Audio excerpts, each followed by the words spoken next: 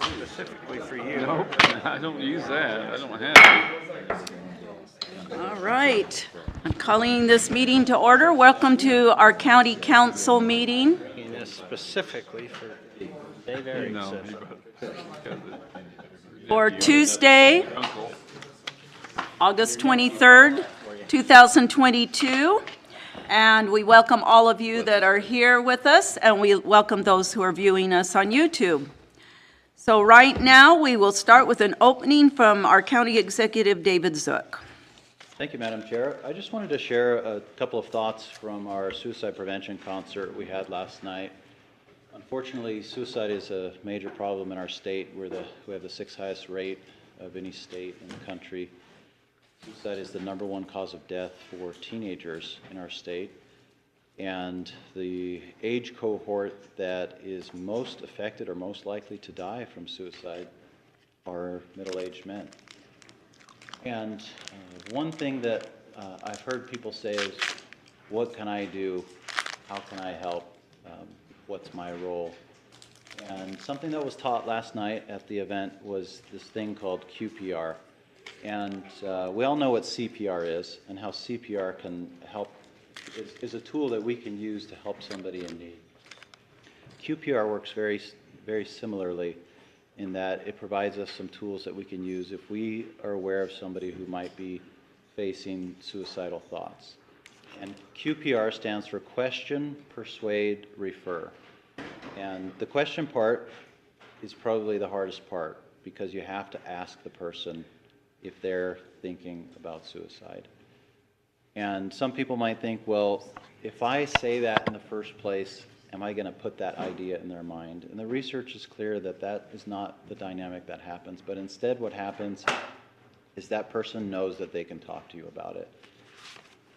The next steps are persuade and refer. If you talk to somebody and you find that they are having suicidal ideation, persuading them to seek professional assistance is the best thing for them at that point. And if you can convince them to do that, then the R is refer. And referring them to professionals who can help them is really what will get them on the right track. The refer part just got a lot easier because we now have a new tool available called 988. And we all know what 911 is. Again, it's a tool that we use in emergencies. We now have something called 988, which actually started here in the state of Utah, but went nationwide and is now available nationwide as of about a month ago. And it's an emergency number for people who are dealing with mental health crises. So I just wanted to share those two thoughts about QPR and 988, and I would encourage people to take advantage of training, to get trained in QPR, and to share the availability of the number 988, those you care about and those around you. With that being said, I will conclude my remarks in the form of a prayer.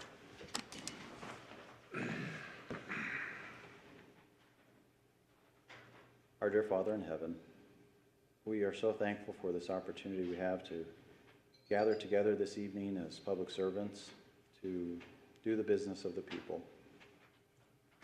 We are thankful for the opportunity we have to serve our fellow man. We're thankful for the opportunity we have to live in this wonderful place.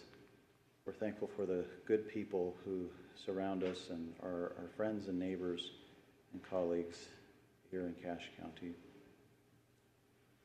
We're thankful for the prosperity we've been blessed with in this beautiful land.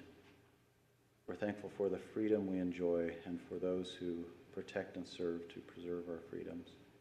We ask a special blessing upon them that they might be protected themselves.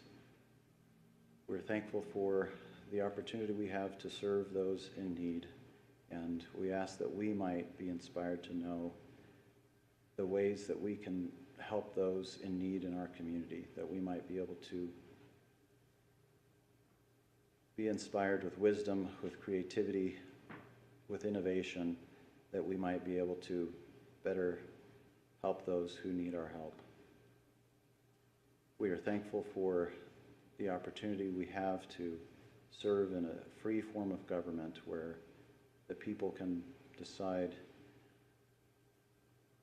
We ask that as decisions are made in this government, that they will be made with wisdom, with charity, with kindness, and in consideration of all who are involved. We are so thankful for our many blessings, and we say this in the name of Jesus Christ. Amen. Amen. Will you all please join me in saluting our flag? Ready? Begin.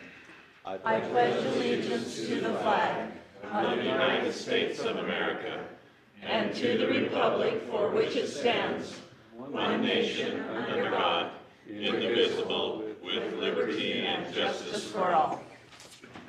Very good. Thank you, Executive Zook. Appreciate that. All right, has everyone had a chance to review the agenda? Madam Chair, I'll move approval of the agenda. Second. Okay, it's been moved and seconded that we approve the agenda. All in favor? Aye. Aye. Any opposed? Before we go on further, we'd like to excuse Council Member Carl Ward also. All right. Review and approval of the minutes of August 9th. I have a question on those minutes, Okay? and maybe Nolan could remember this. Under number 5, it says Councilmember Nolan Gunnell spoke to the agenda, and then council member spoke to the agenda. I didn't remember we were speaking to the agenda. It was after it had been approved. I wondered if that was accurate, Nolan? Do you remember? I was questioning how the civic review, is that what they're called, were coming in?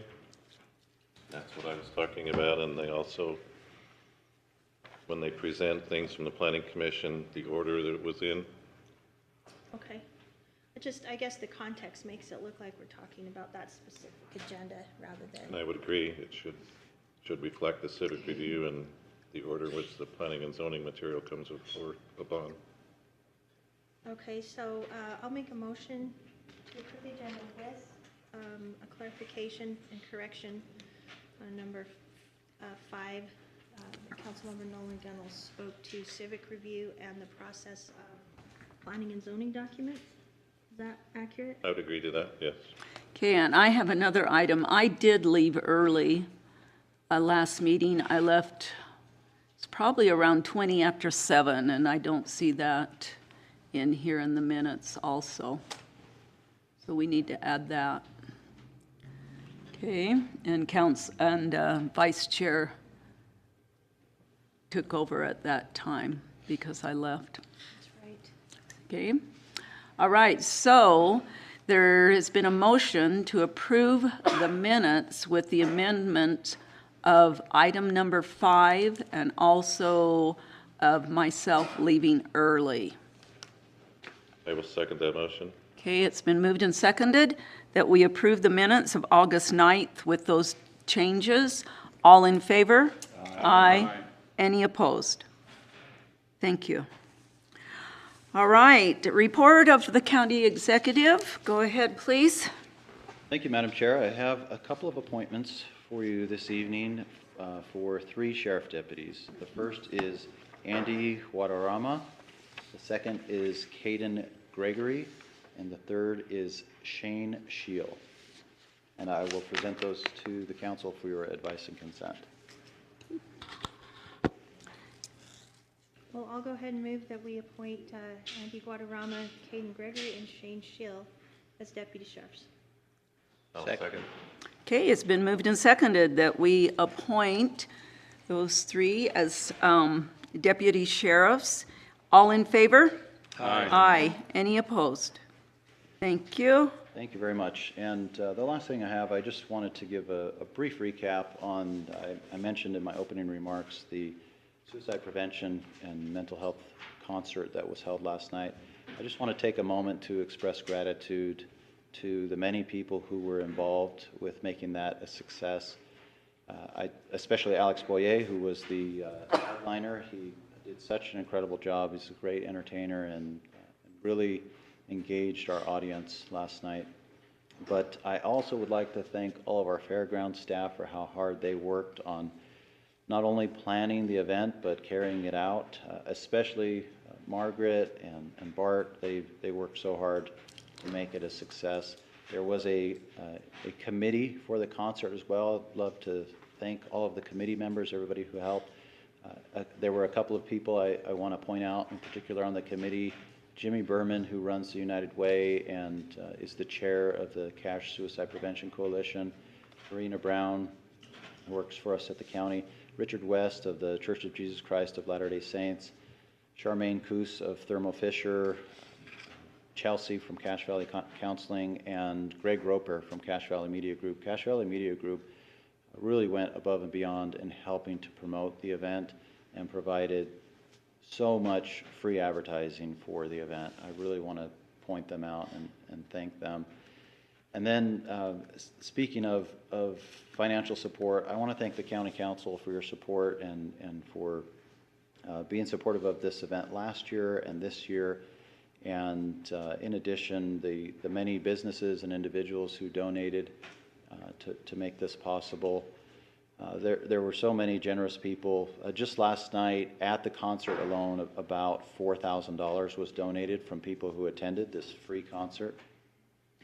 And then we did have a first responder reception where we had members of law enforcement, search and rescue, fire and EMS, victim services. We had representatives from all of those different first responder agencies.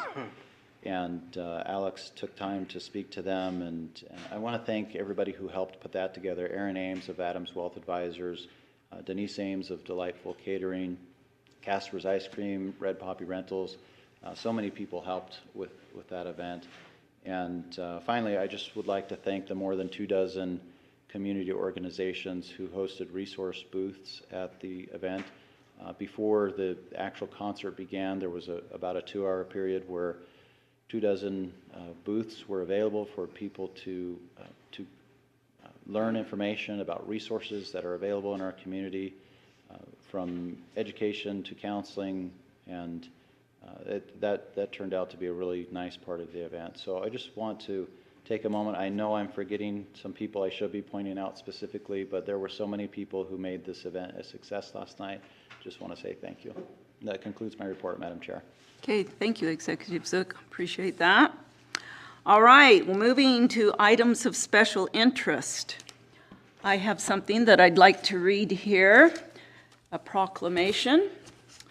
Whereas Kathleen Croshaw Howell is a lifelong resident of Cache County. She and her husband Verlo raised their children here and now have 15 grandchildren. And whereas she served as an employee in the county assessor's office for 14 years, from 1976 to 1990, and in 1990 was elected as the Cache County assessor, where she has served an additional 32 years. And whereas during Kathleen's tenure, she served on many boards and committees, including as an officer for the Utah Association of Counties and the Utah Assessors Association, and on the Tax Review Commission for the state of Utah. And whereas Kathleen was instrumental in establishing long-standing nationwide tax assessing policies, and whereas her love of the work and association with countless wonderful and dedicated people across this great state created profound mutual respect and lasting friendships. Now, therefore, we, the Cache County Council and County Executive, do hereby congratulate Kathleen C. Howell for her outstanding and distinguished career of service to the great citizens of Cache County. In witness whereof, we have hereunto set our hand and official seal on this 23rd day of August, 2022. Thank you, Kathleen.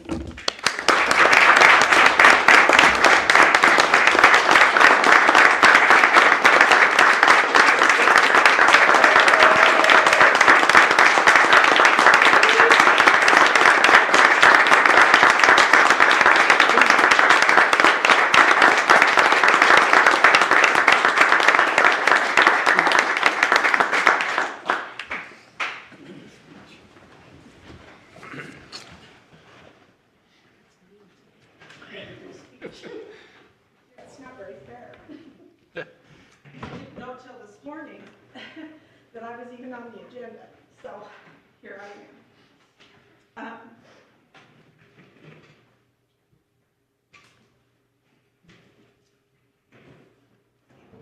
I'm sorry. As you might imagine, this is emotional for me. I've spent my life here. I feel very blessed and honored to have been able to work here and serve the citizens of this great county. I've learned a lot. And one thing I've learned that will always stay with me is that the people in our county are great people. They really are. Even when they come in angry and upset, they come in wanting to learn and understand the process that we go through to do this difficult work. And it's difficult. It's a difficult job. I learned a long time ago that the best way I could do was to be fair and honest and try to treat all of the people the same. I couldn't do something different for one than I didn't do for all. And that has proved well for me in this job. I will miss it. There's no question about it. I've made lifelong friends around the state, and especially here in this county. So the day comes with mixed emotions, as always, but very thankful. And thanks to all of you for your support and for your kindness. That means a lot to me. Thank you.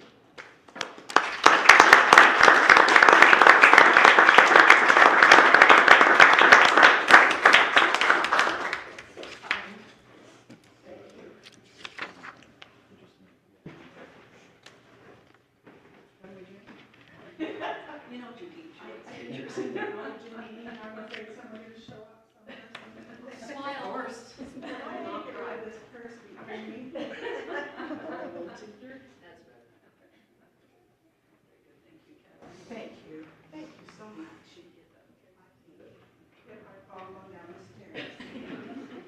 Kathleen, all Yes, the sir. Bobcats at Skyview High are surprised at how well you've done your whole life. I didn't But- fly. but I you- did graduate. But you have represented us all well. Well, thank you. I appreciate it. Thanks to all of you. Thank you, I Kathleen. added up the years, and that means you started here when you were 2. I actually graduated in June, and I started here the next January. I was 18 years old. So Wow, I've been here my whole life, really. good. It's been great. Well, we appreciate you. Thank you. I appreciate it. Thank you.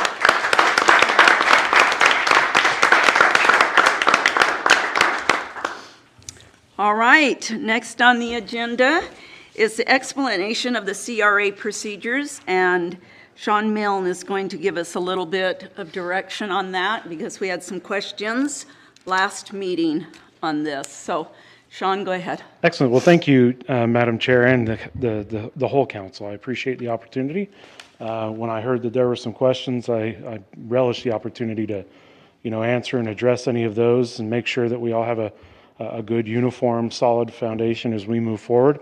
Though I'm not predicting that there will be any more CRAs before us this year, I know that these will not be the last ones that will likely come before this body. So the more that we all are aware of how things have gone in the past and how best to move forward in the future, I think that's great. So with that being said, I'd had caught wind of questions about the process and particularly noticing. So before I go any further this evening, I would like to acknowledge that for both of the CRAs that were presented last time, we have some city leaders both from North Logan City as well as Nibley. We are joined with the mayors of each and their city managers. And I also have the principal partner of each of their consultants that they had utilized available for us this evening, Jason with Lewis, Young, Robertson, and Birmingham, and Cody with EFG.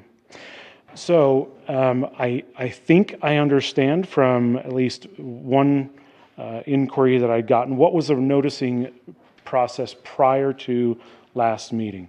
And as such, there is a state statute that envisions how folks are notified that an agency, in this particular case, are two important definitions that I think are warranted to define right now. One is that we, like a school district or a mosquito abatement district, are referred to in those interlocal agreements as the taxing entity. The agencies are the respective cities because they're the ones that have the jurisdictional control over those CRAs or community reinvestment areas. The agencies have some noticing requirements.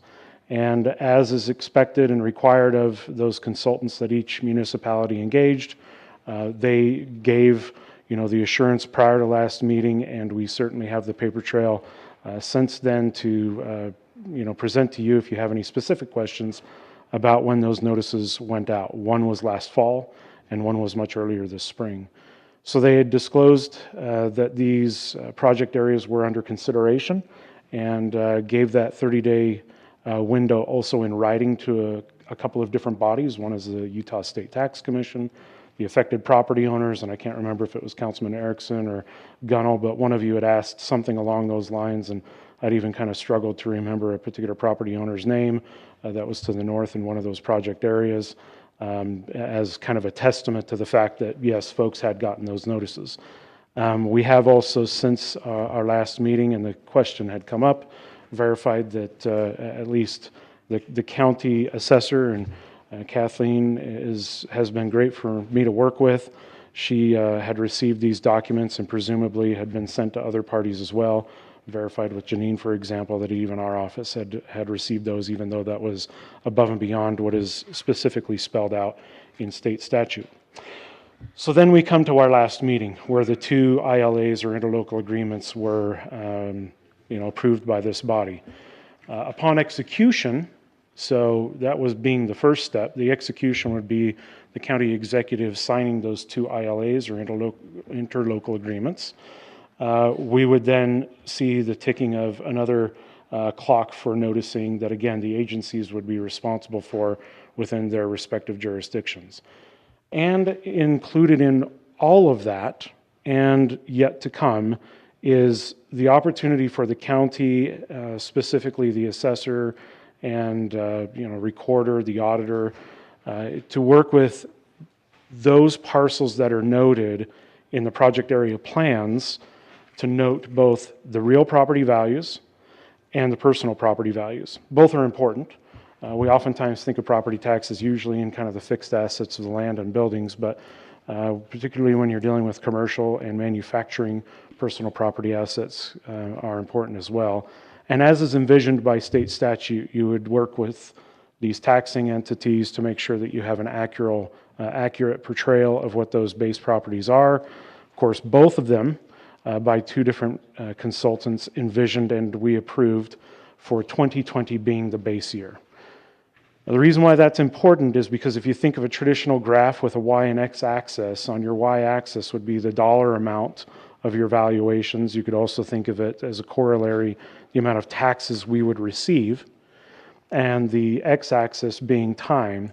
That base year is important because at no time, according to state statute, at no time does that base year get affected, meaning negotiations with a particular party that might want to move into one of these parcels and create business enterprise upon it, we're never dipping into what that base value is for us as a taxing entity, the school district, et cetera, would still continue to collect those tax receipts.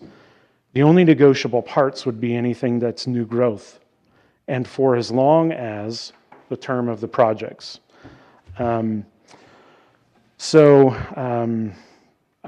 like to pause at this particular moment, see if there's any specific questions that I or the consultants or the cities might be able to answer about the process or evaluations.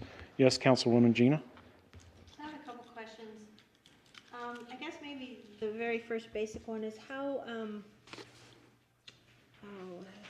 a lot of times when you do these agreements, there's kind of like a standard boilerplate way of doing them, right?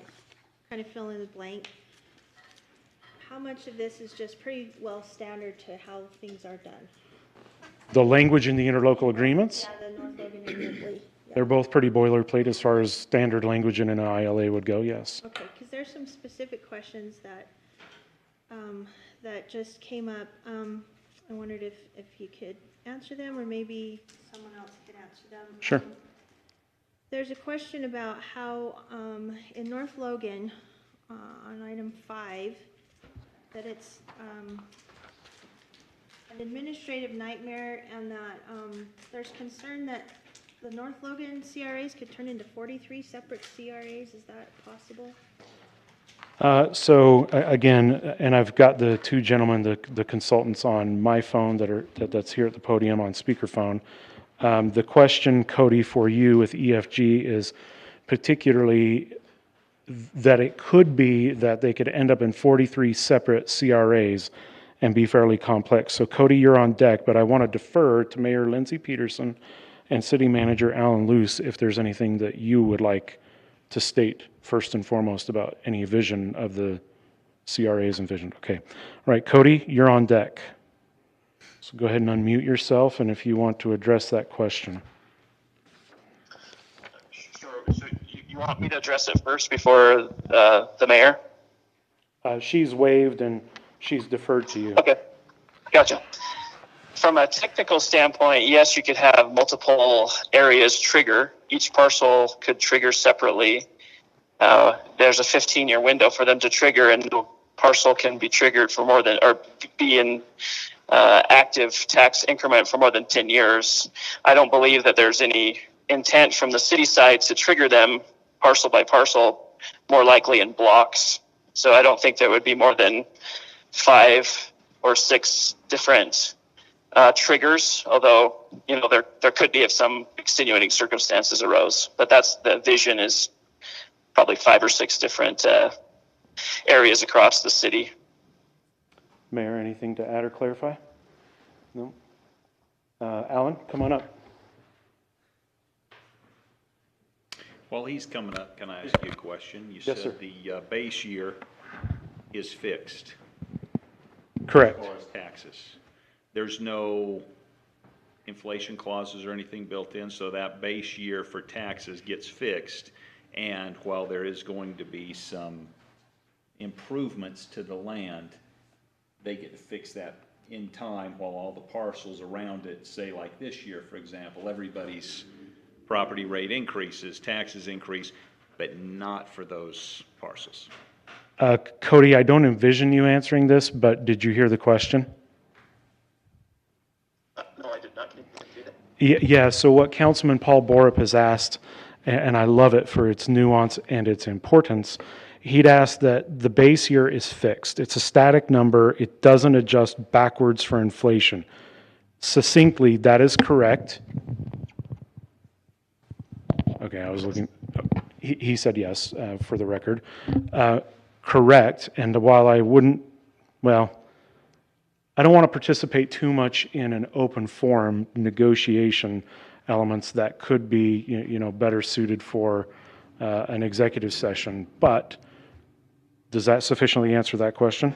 Okay, excellent.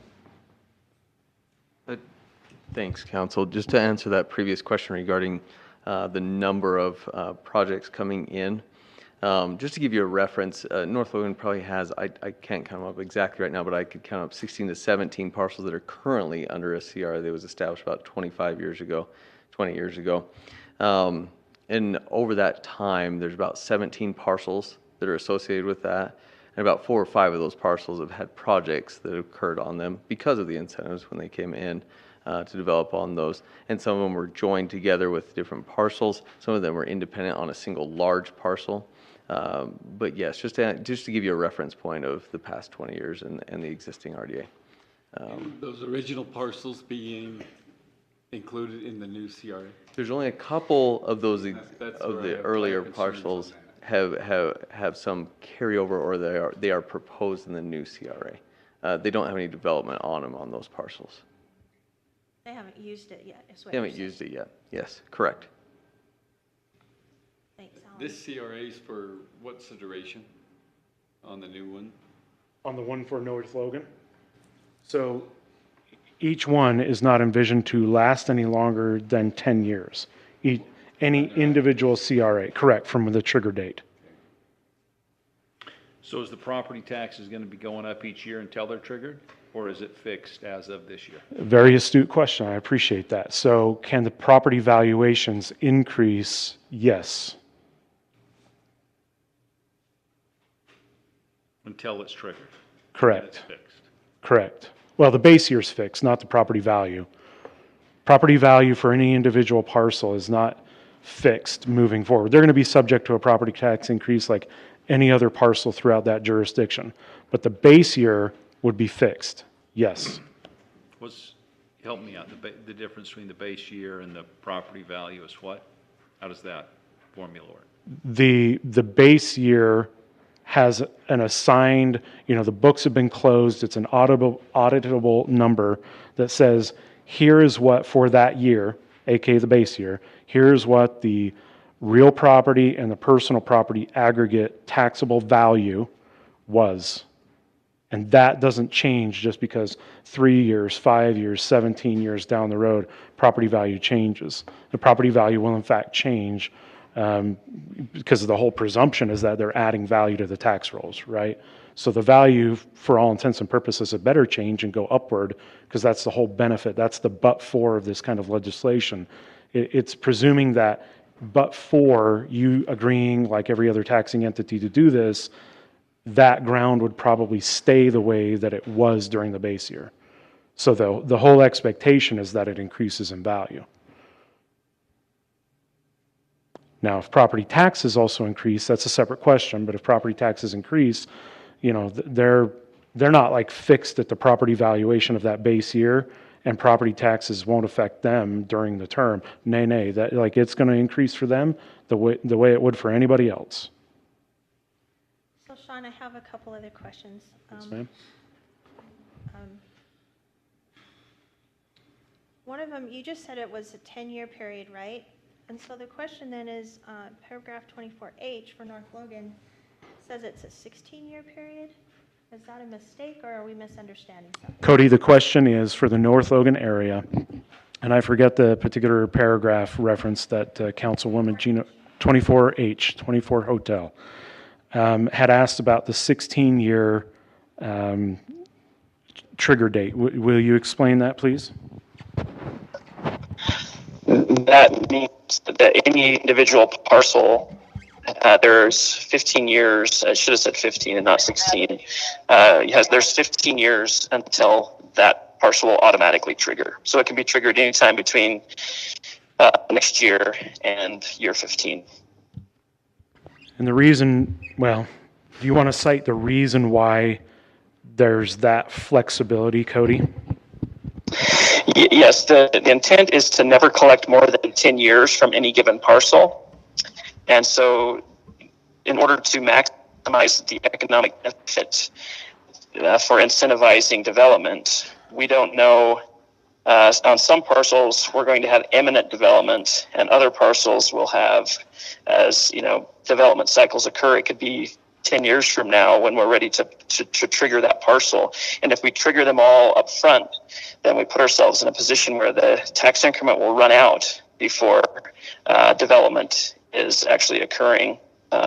So we've been very strategic in only selecting very specific parcels and not blanket parcels, but very specific parcels, and then only have them activated for 10 years for collection of increment. But we have a 15-year window to allow for that development cycle to occur on every area in the state. Thanks, Cody. And I would add, Councilwoman Worthen, importantly, really for everyone to consider, just because a parcel could be triggered doesn't mean that they would, right? That's going to be the CRA's discretion and their good judgment. We'll just take a traditional retail kind of environment. Traditional retail, let's just say there's a big home improvement store where you can do it and they can help. Let's just theoretically say that they build out some strip mall. You might typically provide a sales tax increment opportunity for them, but not some of the secondary or tertiary brands that co-locate in that mall. Because the theory is, to be one of those secondary brands, you want to have your retail-facing brand and signage out there in that strip mall, that everybody that's driving to that big major home improvement store, they're going to come there, and you think that you can pick up from the same demographic.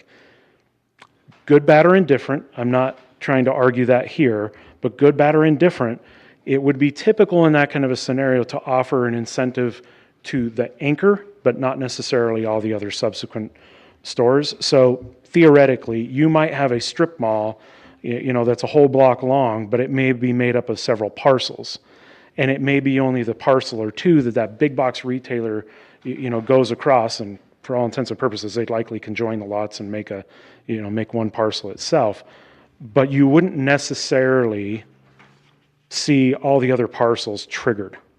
So just because there's numerous parcels doesn't mean they'd all have their own 15-year staggered start or even be exercised under 10 years. I have two more questions. Okay. Thanks for your patience. Yeah, thank you. In North Logan City, paragraph 3, I'm told that the base year, there's a contradiction. The base value is not reconciled with the county. Okay, Cody, this is on deck. The question from Councilwoman Worthen is that on paragraph 3, the typical language of estimated, would you review that relative to if it's been reconciled with the county and how that process plays out going forward? I'm sorry, Sean, you're cutting out. Can you repeat the question? Yeah, thanks. The question is paragraph 3, and this is actually applicable to both contracts, by the way, but paragraph 3, where it's the estimated base value, can you describe how that gets reconciled moving forward with the ILA being executed and making sure that all entities represented working with, say, the county auditor, that number gets, finalized? Yeah. Can you hear me okay, Sean? I'm sorry. I can't. Isn't It's really technology garbled. awesome until it isn't? Yes, can you refer to paragraph 3 where the estimated base year value, how it gets finalized? Oh, okay. I understand what you're saying. So in the interlocal agreement, the reason we say estimated is because we don't know the personal property that is attached to each parcel, because there are two separate systems that track real property and personal property. And so it's the job of the county to take the information that is in the parcels that are in the interlocal and create the final number, because that is submitted to the state tax commission. So that's the responsibility of the county to finalize that number. Okay, thank you. And if I'm reading with your question, Madam Councilwoman, has that conversation been engaged with Diana Schaefer, aka the county, and others? Yes. Even so much so that I have here tonight an example of such a reconciliation of a spreadsheet of the parcels that are noted within the CRA and the values that are still ongoing to be determined based upon the businesses that are mentioned in the project area. Thank you, Cody. When did that occur? It's been occurring since the last meeting when, as envisioned in state statute moving forward, honestly, it sounds like there may have been a disconnect in where some of the notices may have been received as well, but they were sent. So it's ongoing, but all is not lost. It's envisioned and is typical in my experience, anecdotal as it may be, but you'll see this up until we move forward and the agency finalizes with all taxing entities. This is just part of the next steps in the process. Yes, Mayor Lindsay. Just clarify, Yeah. all of that information was required to be in the packets. So those were in the packets when we applied for this in the beginning. Mr. Luce has highlighted portions of that, made them easier to access, but those have been part of this for the last 4 years, those discussions. So that was part of the notice that came with the submission of this. Is that correct? Yes. Thank you, Mayor. Not new since the last time we saw you. Would you mind if I ask Diana, just for clarification, have you guys got those packets then? And Since the last council meeting, but they're pretty in-depth. So, of course, Kathleen and I have had conversations with Sean as we worked through it. We haven't been able to, reconcile contract concerns or the base value or base years, in this case it was 2 years. So, but I mean, like Sean said, we've been having contact and we're trying to work through it. So you're still working through it and making sure it's correct, am I It's understanding? pretty time intensive, you know, I mean, it was 2 weeks ago that we, you know, discovered that these, you know, were coming down the pipeline. Usually we have a minimum of a month to review them before they move forward, so. It's my understanding that At we, warp speed, that we can't do it at warp speed was what she said to me today. it was my understanding that these are the kind of things that I thought we had all done before it ever even came to us. That they were completed before we even were able to be able to pass that CRA and approve it. They were not, and that's not untypical. Well, The language is estimated, like that's boilerplate in most of these dealings, because moving forward, and it's a challenge. I'm not trying to, in the least, to be argumentative. I hope it's not construed this way. No one, I mean, we negotiate in the best interests of the parties involved, but until the policymakers have spoken to signal support for going forward, it's envisioned in state law to move forward. Now, I have since learned that with another taxing entity, it has been commonplace with them before my time to reach out to Diana and Kathleen even earlier than is required by state law, and has had a much more proactive approach. I have pledged to both of those ladies and their offices, their respective offices, that rather than come in and say, well, that's above and beyond what state law has envisioned or even has in statute, fine. Moving forward, absolutely good with that. All makes sense. In my experience on the council, all that was all done before it was ever presented to us, so we knew exactly that financial impact, what was going, what was potentially going to happen. And then we felt, yes, okay, we can handle it. Then the agreement was then made, or we had then approved it. Okay, now my other question is that I also remember hearing from the agencies themselves present all of this stuff to us. What is your role? Why are you doing this? Because that's kind of what this department usually does for a jurisdiction. It doesn't mean that I don't defer some time to the agencies if they'd like to speak, but it's a good question, fair question. I feel like it might be a little bit pointed, but normally that's what an economic... Just in the past, we've had representative from, that redevelopment agency, the RDA back in the day. They were the ones that were presenting all of this, and they then went through their steps, and then we would often have representatives from the different departments that went through that information, did the analysis, verified all that, and that's kind of who we as a council would worked with. And I guess I'm trying to understand economic development directors, your responsibility to do this all for them. Well, or at least to help. I mean, it's a team effort, right? It's always going to be a team effort. And I really appreciate it, but I'm just trying to... And we've had representatives present in previous meetings, so that if there were any of those kind of questions, whether they be asked of them directly, I'm happy to take whatever modality moving forward, just as I pledged to Diana Schaefer and Kathleen Howell, knowing what another jurisdiction had done before this position was created in the county, and being the first to be in that kind of occupation for the county. I am, or anybody in this position is going to be your agent, right? It doesn't mean that they're not invited to be here or to give those presentations.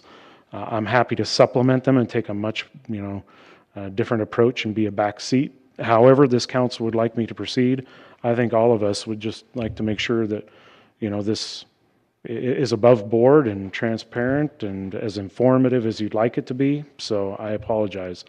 I'll take that if you'd expected something different than what I delivered. I have one final question. It's a suggestion that the paragraphs in both the contracts should have any issues go to the State Tax Commission mediation before district court action. Is that something that is standard put in, or is it usually goes right to district court?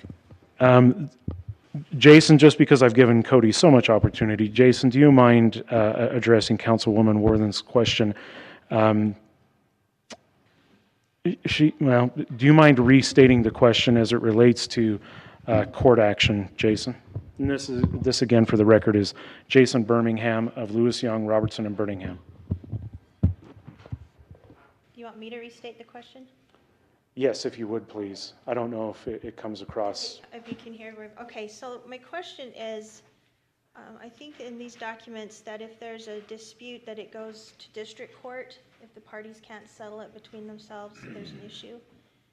And there's a suggestion that the contract should include the state tax commission mediation first before it goes to district court.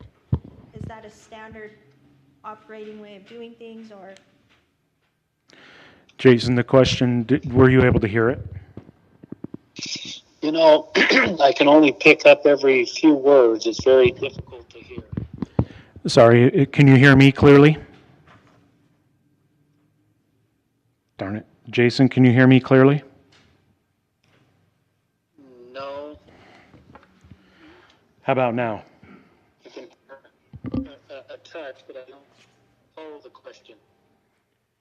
Okay, the question is, Councilman Worthen has asked about the mediation, that rather than going to district court, if there's an opportunity in these contracts as envisioned and typically exercised, if there's an opportunity for the Utah State Tax Commission to weigh in instead of going straight to district court for mediation. Sorry, that was probably unprofessional. The call dropped. John, can you speak to that? Do you know which provision, where that is? I'll just say generally. I don't exactly, I'm sorry. I'd like to see it make sure that it says mediation. Because mediation is voluntary. Nobody tells the parties what the conclusion. I'm not on speakerphone. So in contracts, generally, that's a common thing that the parties would agree to make an effort to work something out before somebody files a lawsuit. But mediation wouldn't. If it's tax commission mediation, the tax commission wouldn't be saying, here's the resolution. They would be trying to facilitate the resolution. And if you can't reach one, the option to go to district court would be there. If it said arbitration, that would be different. And that when you agree to arbitrate, you're giving up the right to go to court, and the arbitrator makes the decision. So the mediation with the tax commission could already be implied or already take place before the parties would reach district court. I'm not sure I understand what you mean. Well, what I mean is, doesn't necessarily have to say No, I'm trying to get there would be two calls to mediation merge. with the tax commission in order for that to occur. 'Cause both Oh, it parties- can always voluntarily Yeah, occur. that's If it's what in I the mean, contract, it means we'll make a good faith effort here to No, thank you, I appreciate it. reach some agreement and get the tax commission to help us to do that before either one of us files in court. So but including it in the contract makes it a formal obligation to make a good faith effort, but you can always try to You mediate. can always try to use it, okay? Oh. Thank you. Thank you. All right, well, I'm sorry, Councilwoman, and everyone, really. Jason Birmingham called right back while Attorney Luthi was attempting to answer. I'll be honest, I didn't hear most of what Attorney Luthi had mentioned. I merged in Cody as he called back as well. I still have Cody on the line, but Jason then unfortunately lost that call again. Was Attorney Luthi's answer satisfactory? I think so. Okay, all right, thank you. Okay. Yes. So 2 weeks ago, I asked about noticing, and it seems like there's different requirements of noticing, and I just want to clarify that. So when the agencies filled out their packet and mailed that off, my understanding is that was supposed to go to the assessor, to the auditor, to the tax commission. Do we just assume that that was received, or is there verification coming back from those entities that that was received and it's in good order? And which ones are, according to the state law, that is 30 days before the hearing, and which ones aren't? Cody, did you hear the question? I did not. Please repeat it. Councilman Nolan Gunnell asked the question about noticing, that it sounds as though there's different noticing requirements. I think that it's fair to say that between 806 and, stand by please as I I'm going to answer Jason real quick and blend him in. Stand by. Hey, Jason, can you hear us? I can hear you. Okay, stand by. I'm going to blend in Cody and the rest of us. And hope that it works. Excellent. Okay, both of you gentlemen are get back with us. The question most recently from Councilman Nolan Gunnell is this, that there seem to be different noticing requirements. There are some, as we know, that are done before the ILA is contemplated, like in our last meeting, and there's one as we move forward. I think most germane, his question is about the preceding one before it got to last meeting, what kind of noticing requirements there may be. I'm not trying to project too much into what he's asking, but as we know, there's 14 days for some, there's 30 for others, there's public posting for some, there's by mail for others. Jason, just so you can partake in some of the fun, do you mind answering that real quick? Sure. I think if you can hear me okay, I think relative to the question, you're right. There are noticing requirements specific to each statute. Relative to interlocal cooperation agreements, which are governed under Title 1113, those particular agreements do not require a public hearing, nor do they require any public participation in the process. They do, however, require that at least in advance of the meeting, that they have to be properly put on the agenda with a copy of the interlocal agreement as proposed, as how it would be adopted by a resolution. So the interlocal agreement is really a different element in terms of what public hearing or any other requirements that are required there. For each of the individual taxing entities that wish to participate in the interlocal agreement process, again, it just needs to be published on the agenda. It has to be adequately published on the agenda and has to be at least available 24 hours in advance. So it would be no different than any other agreement or any other resolution that the city council school district board, county commission, or others might consider.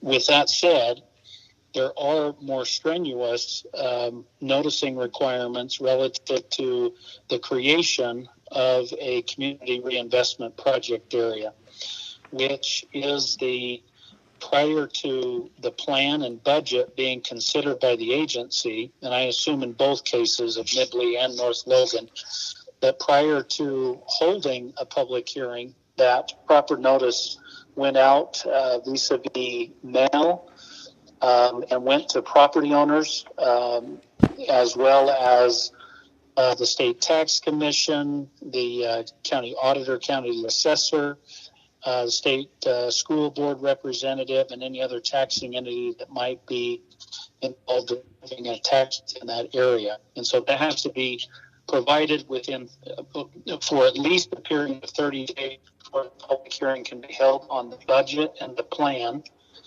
And at that time, again, the notice of that on the agenda to consider the public hearing and adopt a resolution to approve the plan and budget were adequately noticed, documented, and ultimately the ordinance of the city council, which ratified the official plan, was recorded or should be recorded. And then that allows for the interlocal agreement process to move forward. So I hope I didn't confuse it, but the RDA really has the public hearing processes and requirements in terms of the noticing. The interlocal agreement process does not require public hearing or public notices, but does have to be on the agenda, adequately listed on the agenda as an action item for whether the county commission, school board, or city council were to approve the interlocal agreement. Thank you, Jason. Cody, do you care to add? The only thing I would add is after the interlocal agreements are completed, the agency has a noticing requirement. At that point, they're required to provide notice in the paper on a public notice website, and that begins a contest period of 30 days. They want to contest the interlocal agreement, and then once that's passed, then the agreements are in place, and all of the noticing is then completed at that point. Thank you, Cody and Jason. And that particular notice is a summary of the interlocal agreement as adopted by whatever legislative body it was. So the notice is specific to what was the interlocal agreement that was adopted in summary form.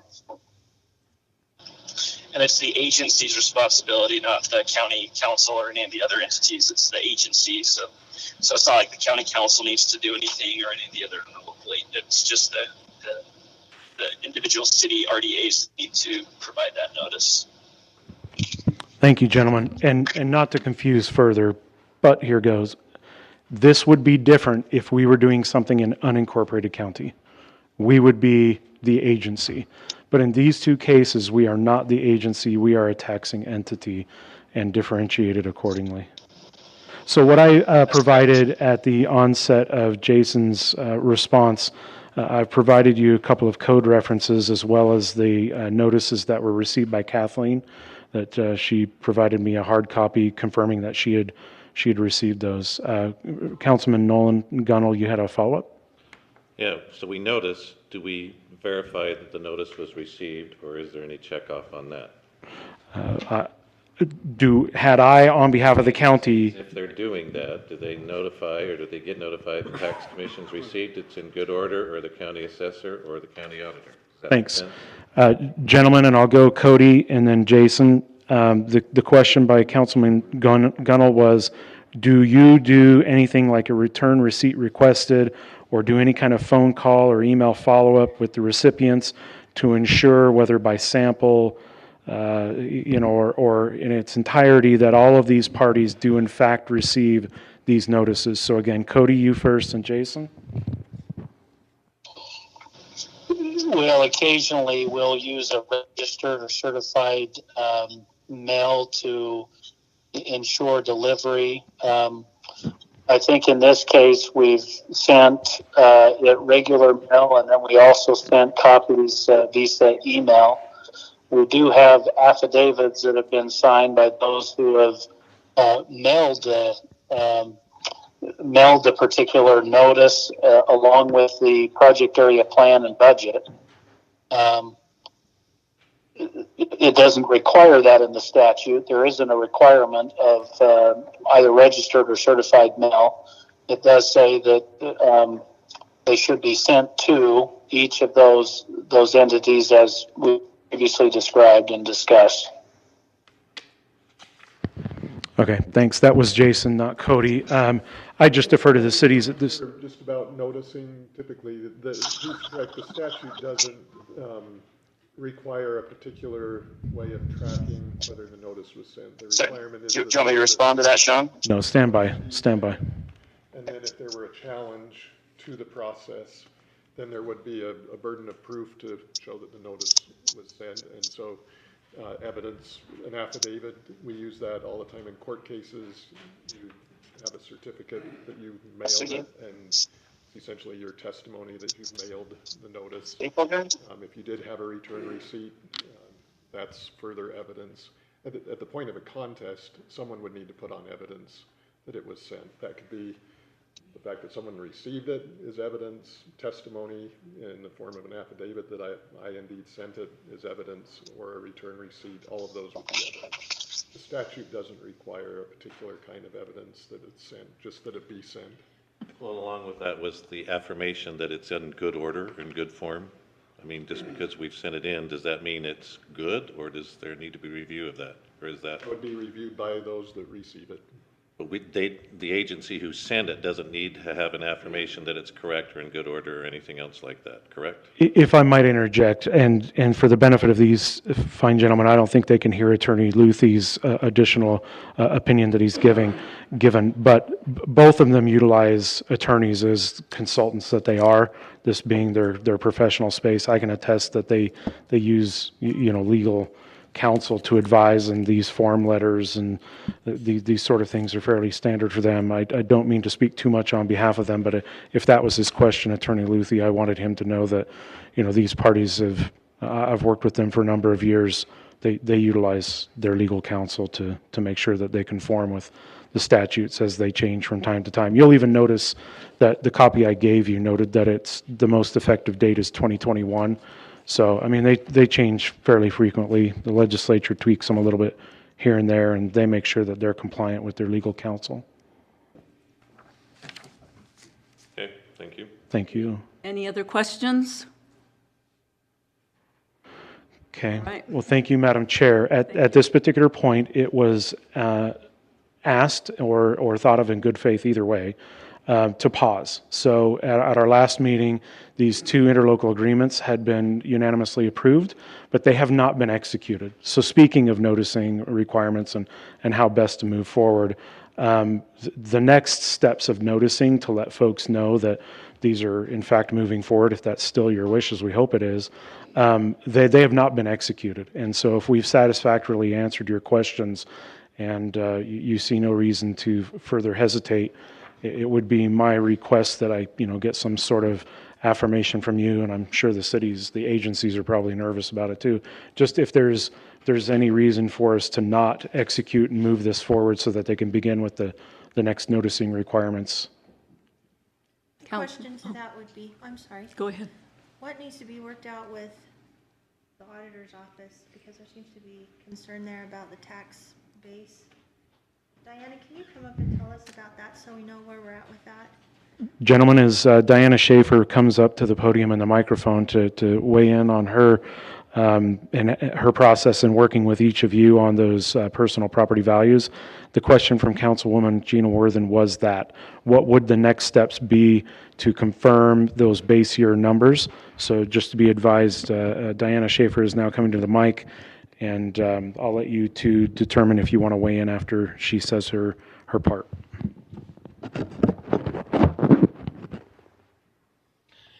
Good evening, ladies and gentlemen. So I had hoped that my elected official would be here. I know that after the last meeting, he wanted to be able to weigh in also. As I said, I had conversations with Kathleen today, I've had conversations with Sean over the last couple of weeks. But, I mean, normally we have a month to review the contract, the budget, all of the base values, all of the properties that are involved, make sure there's no overlap, that they're existing in that. And then we're able to advise the council as to what our, input is. That being said, does that answer the question? How much longer time do you need to complete those tasks?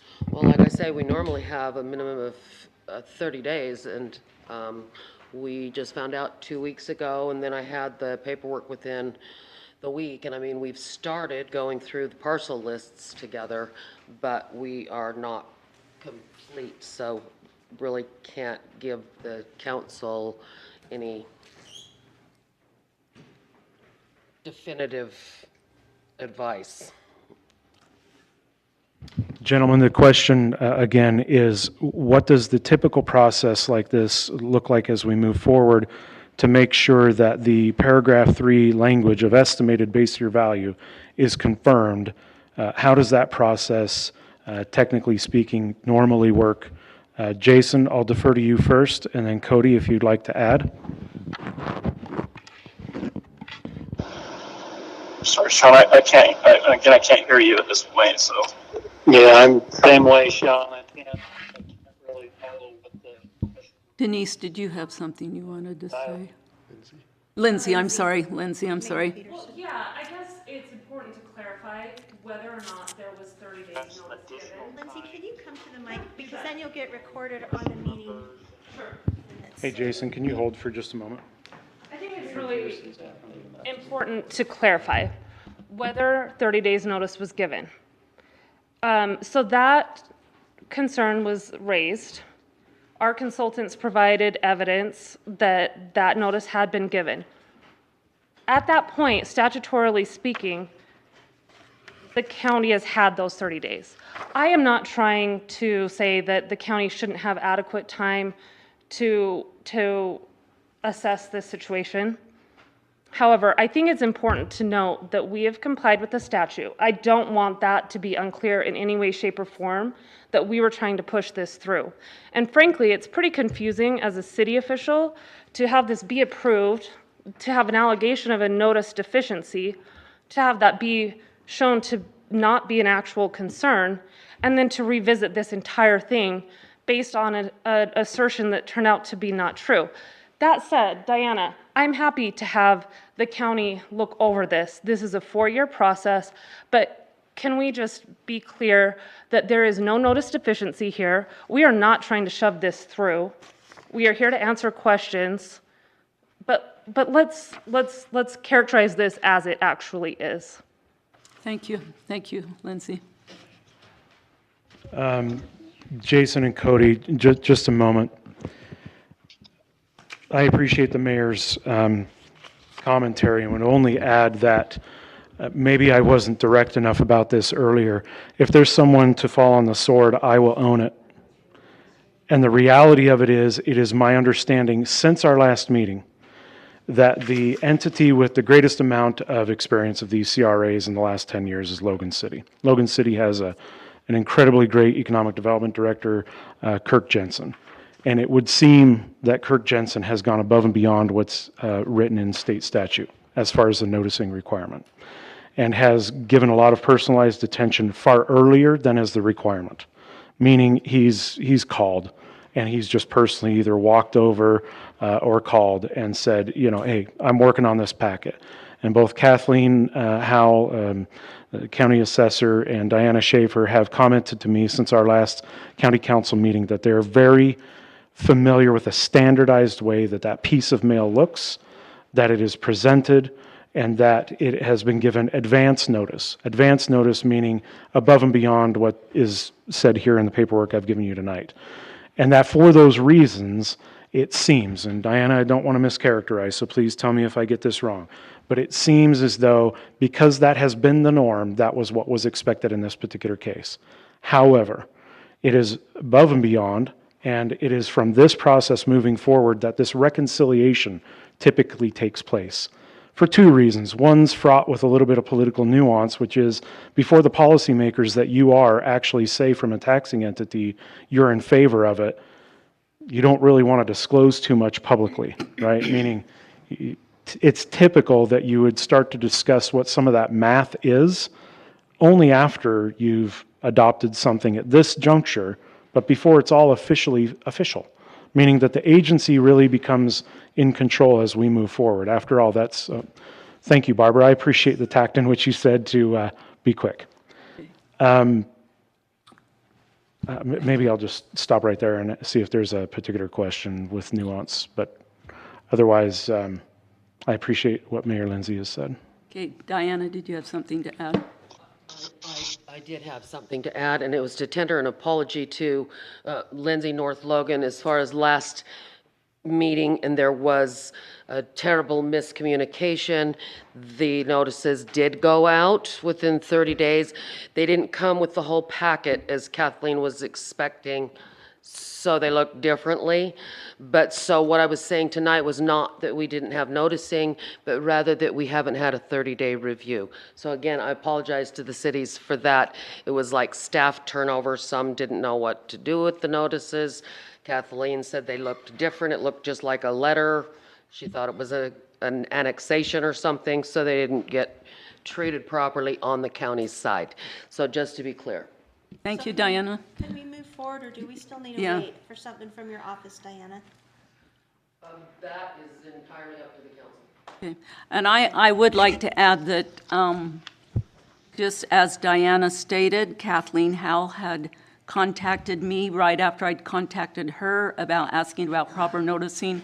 She said the very same thing. They had received it on time, but it had been more or less looked over because it wasn't looking like they were used to getting.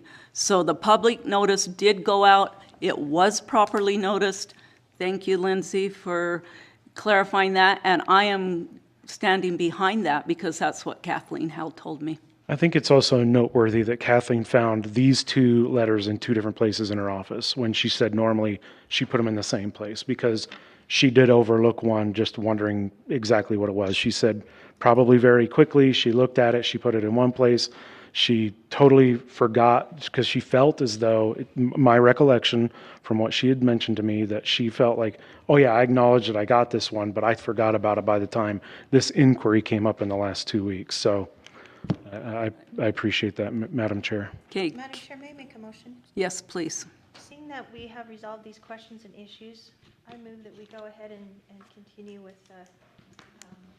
go ahead and complete the CRA contracts. Okay. Second. It's been moved and seconded that we continue on with the CRA procedure because all the requirements have been met. All in favor?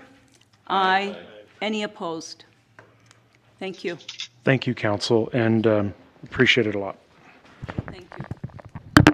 All right, we are well past time setting public hearings. So we're going to move down there before we go to the RAPS tax deadline.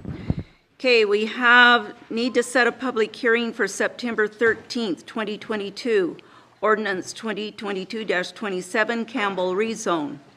Request to rezone 10.0 acres from the agricultural A10 zone to the rural 2 RU2 zone located at approximately 5400 West Red Fox Lane near Mendon. Shall I go ahead and read through all of these? Or should we do one at a time? I'll make a motion to set a public hearing for September 13th, 2022 for ordinance 2022-27 Campbell rezone. Okay. Second. Okay, moved and seconded that we set a public hearing for September 13th, 2022 for ordinance 2022-27 Campbell rezone. All in favor? Aye. Any opposed? Okay. We're going to set a public hearing for September 13th, 2022, ordinance 2022-28, an ordinance adopting a comprehensive general plan amendment. Madam Chair, I make a motion we set the public hearing for September 13th, 2022 for ordinance 2022-28. I'll second. Okay, it's been moved and seconded that we set a public hearing for September 13th, 2022, ordinance 2022-28. All in favor? Aye. Any opposed? Thank you. We need to reset a public hearing. I'm going to assume that says open space bond. I was hoping it was bond. Reset public hearing for September 27th, 2022 at 6:00 p.m. for the open space bond. Move to reset public hearing for September 27th, 2022 for the open space bond. Second. Okay, it's been moved and seconded that we reset the public hearing for September 27th, 2022 for the open space bond. All in favor? Aye. Any opposed? All right. Set a public hearing for September 27th or October 11th, 2022 for a RAPS tax ballot proposition. Do we need to say a specific date on that? You do. There's Okay. a window within which that has Okay. to happen. Either of those meetings are within the window. The question is whether you want to do the open space bond hearing on the same night as the RAPS tax hearing or have them on different nights. Okay, Wanted to thank let you know you. you've got to have it in that window. You could do either one. Okay, council, what do you want to do? I say do them the same day. So do I. Get them done. All right, go ahead. We are going to set the public hearing for September 27th for the RAPS tax ballot proposition. Move to set that public hearing for September 27th. I'll second that. Right, it's been moved and seconded that we set the public hearing for September 27th for the RAPS tax ballot proposition. All in favor? Aye. Any opposed? Very good. Thank you, council. All right, now we have a request for RAPS tax deadline extension for Wellsville City. Mr. Scott Wells.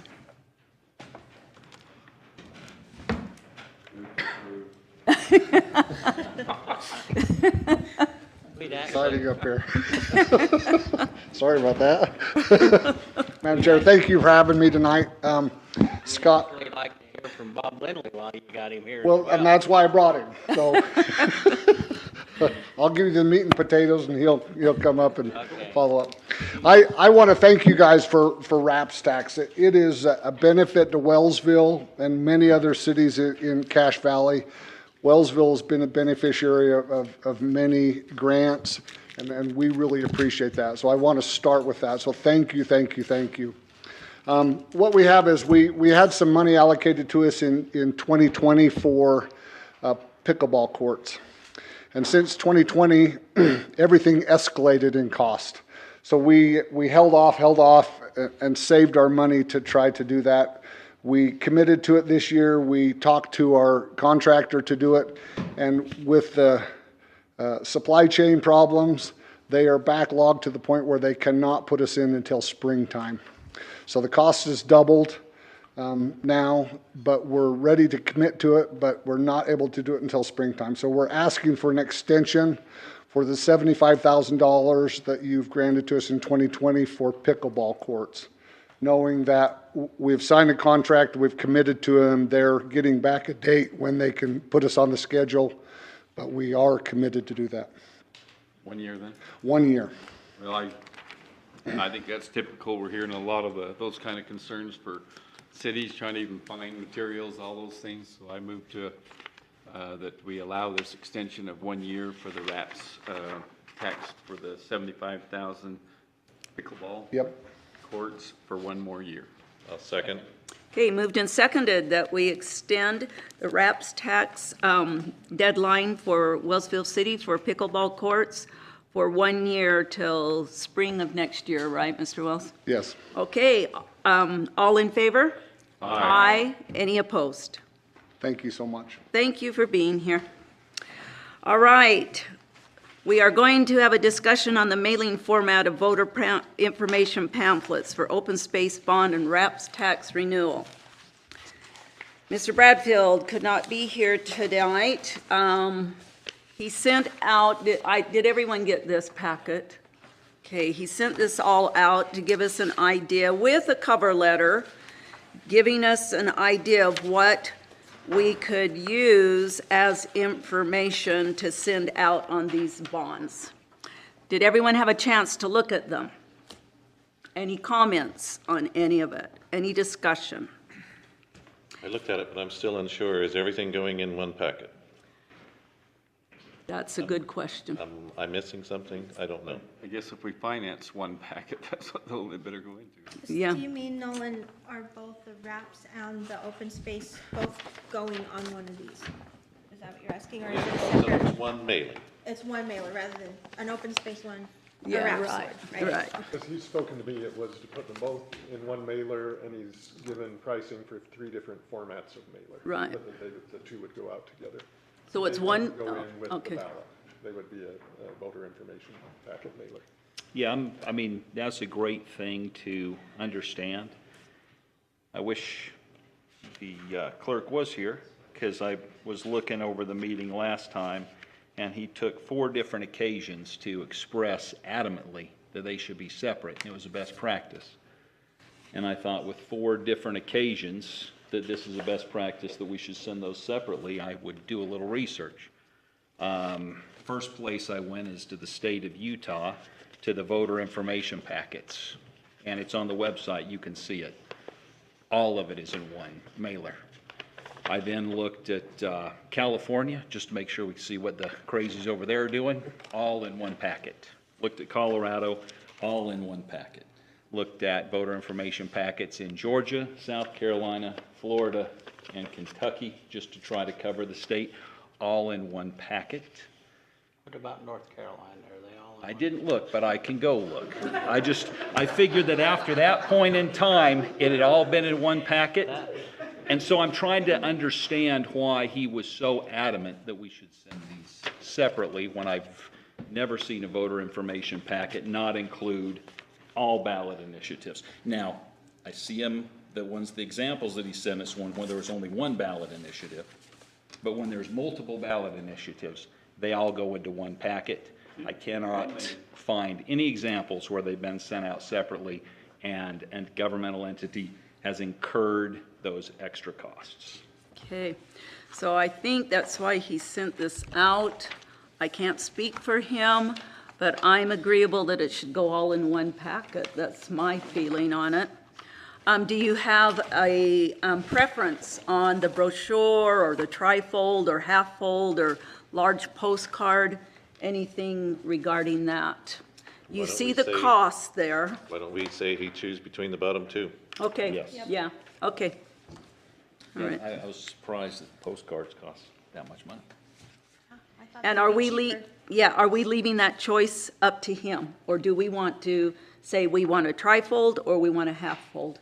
What's the Based on council? printing or availability, that's what I'm just saying. And Okay. and the costs are similar, so Okay, let him choose which that's way. my point. That's. Okay. And then I had a question on the cost too, because we're not in a budget opening, so is he asking to transfer funds because we're not opening the budget, and we should not set precedents where we say, oh yeah, thumbs up, we'll give you the money when we open the budget. That just asks for trouble. I think we have a budget opening, things should come through at that time, so I'm guessing that if he needs extra funding, then that needs to be transferred, or he just uses his current budget. That's my question. Well, according to the finance statement that we received just today in our packet, election still has $430,886.33. It's only 17,000 here for that. I would think that we've got plenty of room to move until the next budget open. Yep, that sounds Okay. right to me. So use the funds that are in his budget. I believe so. Yeah. If we need to adjust, we'll just adjust to the next budget opening, but he still has over half of the budget allocated for the year available. Now, I And- know we do have an election coming up, but it is over half still available. Okay, he does state in this cover letter that in order to guarantee this price, he has to know by September 10th. So we're letting him know, go ahead, choose which one, use the funds that are in your budget now, and we'll just go from there. Is that the right? Do we need a motion for that? Okay, anybody have a motion for that? I will make a motion that we direct the auditor to have his choice between the bottom two choices, trifold or half-fold brochure, and to proceed with that. And hopefully he's got the funds, as was pointed out in his budget, to carry forth. If not, we address that in the next budget opening. And would you accept an amendment to that as far as the same formatting as well that we've seen? Not to adjust, I mean, it's the Yes. fold and not really to change the formatting. I'd like for them to look the same as what we've seen rather than completely different formatting. And that's a good point. Okay. I'll second the motion. Okay, there's been a motion made and seconded that we go ahead and approve, let him choose between trifold or half-fold, but they need to look the same as what we've been shown here, and that the funds are to be used out of his current budget that he has, elections budget. Okay? Did I state that correctly? Okay. All in favor? Aye. Any opposed? Okay, thank you. Thank you, guys. All right, we do have a Board of Equalization. Diana, if you will please come up and address us. And hello again. I'll be quick. This is just a short action asking for you to extend the tax relief application date from September 1st to November 30th. I've listed all the different types of tax relief that we administer, and the problem is state law says they have to do their application by September 1st, but then they don't get their bill till November 1st. By the time they get their bill, it's rock and a hard place, and I don't want to be the official that says, aha, we can't help you. So you've done this for us for the past 6 years, and so I respectfully ask that you approve the motion. I would move Could that I, we, could I interject? Before you approve that motion, we need a motion to move into the Board of Equalization. oh yeah, Oh, I'm sorry, yeah. move that we Thank you. move into the Board of Equalization. Second. Okay, it's been moved and seconded that we move into the Board of Equalization. All in favor? Aye. Any opposed? There. Therefore, I move to approve that we move the date from September 1st to November 30th of 2022 to allow the request for tax relief filing extension. Was I will that second. the date or was it December 31st? Well, we ask for November 30th every year, so you do have that latitude within the law to go to December 31st, but we close the roll by December, and we therefore would be processing applications after the fact, and the tax bills are due by November 30th. So this also works with the treasurer's office, so that's why we ask for that date. And this is consistent with the past several years. This is I know we've consistent. done This is the 6th year, yes, sir. We've done it before. Yep, it works good. Okay, we have a motion. And I second it. Yes, that one's okay, thank you. And I It's- interrupted, sorry. Okay. It's been moved and seconded that we go ahead and approve to move the tax deadline from September 1st to November 30th, 2022. All in favor? Aye. Aye. Any opposed? Thank you, Thank you Diana. very much. Okay, and as a reminder, Diana, Oh, we need remember, I move that we exit Board of Equalization. Second? okay, it's been moved and seconded that we exit Board of Equalization. All in favor? Aye. Any opposed? Okay, remember, council, to look at your dates for Board of Equalization hearings. Send out a finalized Yeah. schedule. Thank you all for your participation Yeah. in that. Thank you. Thank you, Diana. Invite Kathleen Howell just so she can have some fun with it. I've been begging her for 2 years to stay, just exiting directly before that. Yes. That is Done. Thank you. Good night. Good night. expansive use of the word fund. Yeah. All right. On to item 11A, an ordinance amending County Code Chapter 2.70 Agriculture Protection Area Advisory Board. Do we have anyone here to address that for us? Moi. Okay, go ahead, please. Okay, so I've got two actually Oh, yeah. on here Okay. that are similar, and they're easy to get mixed up, but we'll do the ordinance first. Okay. So I stumbled across the needed changes as I was looking at establishing the other one that's by resolution, so that's how this happened. The basics of it is that our county code doesn't match up with what authority is given in state law, so I was fixing it.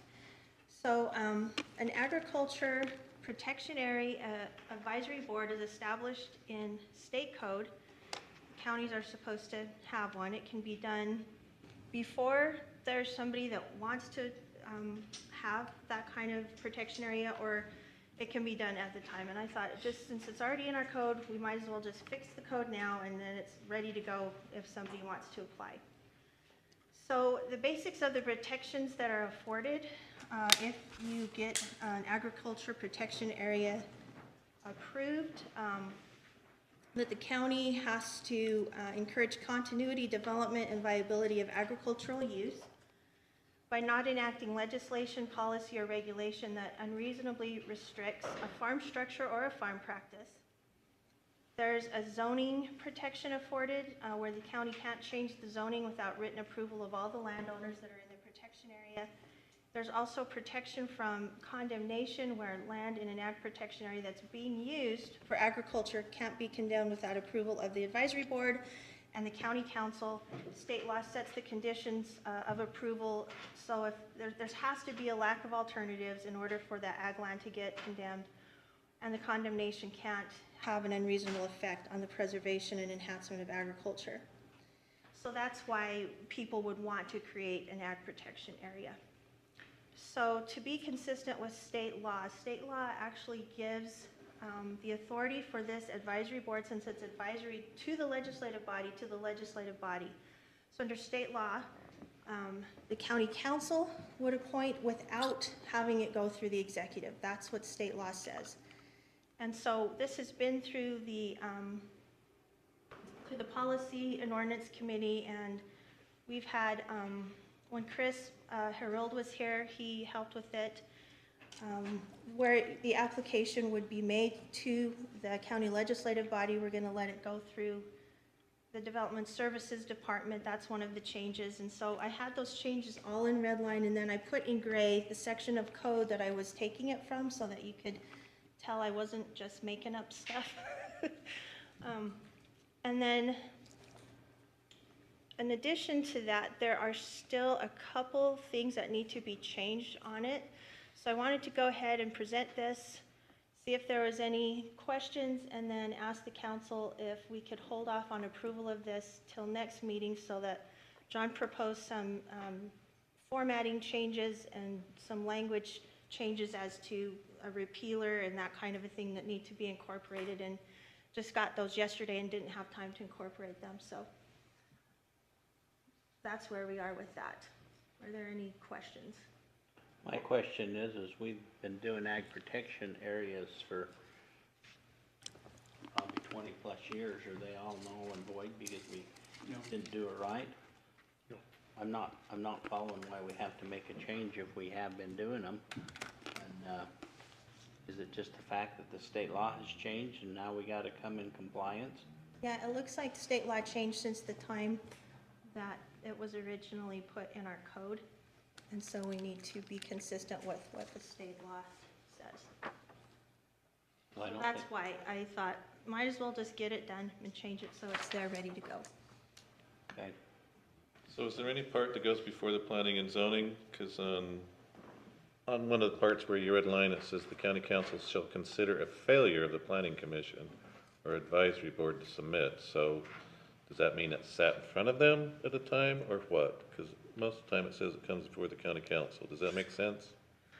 I think there's a part where the county planning commission can object. I'm not a total expert on this. I'd have to go remember what it says, but yeah, there is a part where they are involved, but they're not, they don't fill a role like they normally do in advising the county council. Okay. It would just be a separate thing. And I can look that up and have that answer for you next time, Nolan. Well, it would seem they would have some involvement on it, wouldn't they? Because they're over zoning, and if there's no zoning going forward, and also they're the land use group, so I'm just wondering. They're asked to submit a report. Once an application comes in, they're asked to submit a report on the application within 45 days.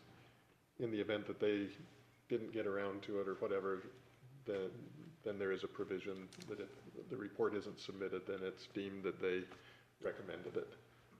But yeah, kind of like a land use ordinance, that you would get a recommendation from the planning commission before you take action. Because they're not really, there's no issues on zoning on any of this, on an ag protection area. You're not rezoning it. It's just putting a layer of protection. The protection makes it so that you can't rezone it without a. Right, that's the protection area. Whatever the zone is at that time, whatever it currently has, that's what it stays at, and it's protected. Wouldn't we need to say that it has to be only considered on those that are A10 then, if it's agricultural? Or is there such a thing? Do you see what I mean? It's a contiguous acreage and the agreement of. It's going to be at least 5 acres. Right. There's other requirements, and this brings county code into line with state code, and state code has the more full provisions that the county would have to follow. This has the basic steps outlined in county code as well. Is there any reason for us to not proceed with this? Because all that we're doing is changing it to adapt to the way that the new state code is. And I don't think we're going to go against the state code, so we might as well proceed. There were just some formatting and adding some technical language that would be a good idea to have added, and therefore just wait till next meeting. You want to do that and then bring it back? Or? Yeah. Okay. And just let it be at second reading We next talked time. about the board in here, sorry to interrupt you, but shouldn't we also consider a region, just like we do as districts of council, as to who's on that board, or does that make sense? Well, you have to appoint the member from the, what are they called? I mean, it gave a list of them. And this raises actually a question that I've not been able to get exactly to the bottom of, but the process here made me wonder. Your Agricultural Protection Area Advisory Board is to be, and this is under state code, it's to be appointed, I'm trying to find the language, give me just a moment.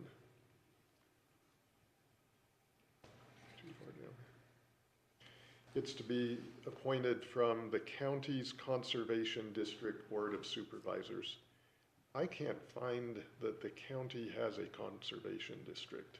We have two of them. There's a We have North two of them. Cache Valley, I know there's a North Cache County. And a Blacksmith Fork. Blacksmith Fork. Okay, I couldn't find the Blacksmith Fork one. There's two of them. The state code refers to it singular from the county's Conservation District Board. I think that it would apply to both, and so you'd look at whatever conservation districts you have in the county and appoint from those boards. I think the way it was set up in the past is North Cache had a representative if it was gonna be in their district, and the Blacksmith Fork had the representative, and that would be voted on by whoever was in the sitting member of the board. And so that should stay the same. This calls for 5 members. Yeah, this calls for 5 members taken from those 2 boards. Yep. Yeah, and it doesn't specifically say anything about area, right? Right? I never saw that, so. So you would appoint General, 5 usually, from those 2. there's not, as a general rule, there's not 2 conservation districts in one county. Right. But for some unknown reason, we had 2 in Cache County because the watershed is in 2 different areas. You got the south coming to go over Cutler Reservoir, and then the north, and so it was set up that they would look after their own needs. And so we are unique in that our watershed comes from 2 different directions before it goes over Cutler Reservoir, and that's why they set it up. We'll just have to choose from both of those districts and try to get a good 5 members. It seems to me like it wasn't made up of just Conservation District Board members, but it was made up of other individuals as well, like I think maybe the county agent was involved, maybe the county executive. It's been too many years since I was on the Conservation Board, so. I think you're confusing that with the other committee that was set up. Oh, is that the early next one 2000s. that we're gonna talk about? Yeah, the next Okay, one. so we're going, for ordinance 2022-26, we're waiting till next meeting to make a decision on that. Yeah. All right, 22-25, Gina, what have we got going on there? So this is, originally, there was a. About the Ag Advisory agricultural Board? Advisory board to the council that was in statute. Yes. I think it's But I think that, almost See, and that's- 15 years old or more. And I think originally that they were the ones that came up with the idea to put a bond on the ballot in 2008. So we started talking about this idea of redoing and having an advisory board or advisory committee to the council to help us get into the nitty-gritty of agriculture issues, because all of us aren't agricultural experts and we needed help. But as I got looking at it, and I got some help from state legislator actually, and a couple other advice from a couple others, that committee, that board was so onerous with how many were on it. It was just hard. So I just decided to go back to the drawing board and redo it. So what I came up with was a committee that advises only the council, doesn't advise anybody else, just us, although if they need to advise planning and zoning or something, we can ask them to. And what they'll do is advise our council on any legislation that affects agriculture, any land uses that impact agriculture, ways to preserve and enhance agriculture in Cache County, and then any other agriculture issues that we want them to help us out with. The committee would serve for 3 years, a 3-year term. That way, originally we had it staggered when we had this in Policy Review Committee, but I changed it back because I thought in 3 years' time that'll be good for the council then to be able to revisit this, see if it's working or not, see if they want to continue it. So they serve 3-year terms. It's composed of 9 voting members, and to try to get a good variety of people with agricultural knowledge, it would be 2 representatives of livestock producers, 1 grower of crops, 1 producer of locally grown products for local consumption, 1 representative of the local agriculture processing industry, 1 representative of agriculture supplies, equipment, or non-financial services, 1 representative of a local agriculture financial services company, and then 2 ag producers representing a diversity of various ag commodities in the county. Then there could also be up to 5 non-voting members if they needed some more advice and some help. And then I listed who all they might want to choose from. Originally, these that were listed, these specific agencies, were members of the committee. So I just put them in as, hey, you could look to these guys to advise you. And then I also put in that they would have a secretary who could help notice their meetings, and that they would not be a member of the committee, but they would be paid. So we could pay that out of the council budget. The council, because it is just advises the council, would appoint the members of the committee, just like the other one. And my vision for this is for it to work similar to, I was thinking of how the task forces or committees work in the Utah legislature, where they meet in public, they take in public comment, they formulate advice for the legislative body and bring it to them. And that's kind of how I envision this, so that there would be public, so that farmers or whomever could come and say, hey, I'm concerned about this, or they could talk things out, and they could do that work for us and then bring us the suggestions. So again, I think it's also important to note there's been some question about whether the council could appoint an advisory committee, and I wanted to talk to you guys about that a little bit because I did some research and found some interesting information. Under state code, and let me pass these out to you guys. Hopefully I think that's enough. So I put these together. John, sorry. So under state code, it says, except as otherwise vested in the county legislative body by state law or by the optional plan of county government and subject to 1753-317, the county executive shall appoint, suspend, and remove the directors of all county departments and all appointive officers of boards and commissions. And I added the emphasis on subject to 1753-317 because that says the appointment of a person to fill a position on a board, committee, or similar body whose membership is appointed by the county shall be by the county executive with advice and consent of the county legislative body. So if you combine those two, it's really that the county executive appoints the officers of boards and commission whose membership is appointed by the county, right? So there's nothing in state law or our founding document that says what that means, whose membership is appointed by the county. So that means it's left to the legislative body to define. And I went back and I looked at the legislative intent as to 1753-317, and this is what I found. So this bill was Senate Bill 80, Sub 1, 2001, County Statutes Revisions by Senator David Gladwell. And the section of code about the membership appointed by the county was actually in response to UAC asking for more clarification. So it's a clarification to that original part of code. What happened was in 2000, they recodified and clarified the separation of duties between county legislative and executive powers at the request of UAC. But then after that, UAC came back and said, okay, wait a minute, we need to also clarify this, this, and this, because we still need more clarification. And so I've given you a packet, and I've numbered the documents. So there, you'll see that there is a legislative proposal from UAC, and on page 3 of that, it says that UAC further proposes statutory clarifications regarding the role of the county executive, and these include the advice and consent powers. So UAC was saying, legislature, we need to take a look at this, and we need more clarification.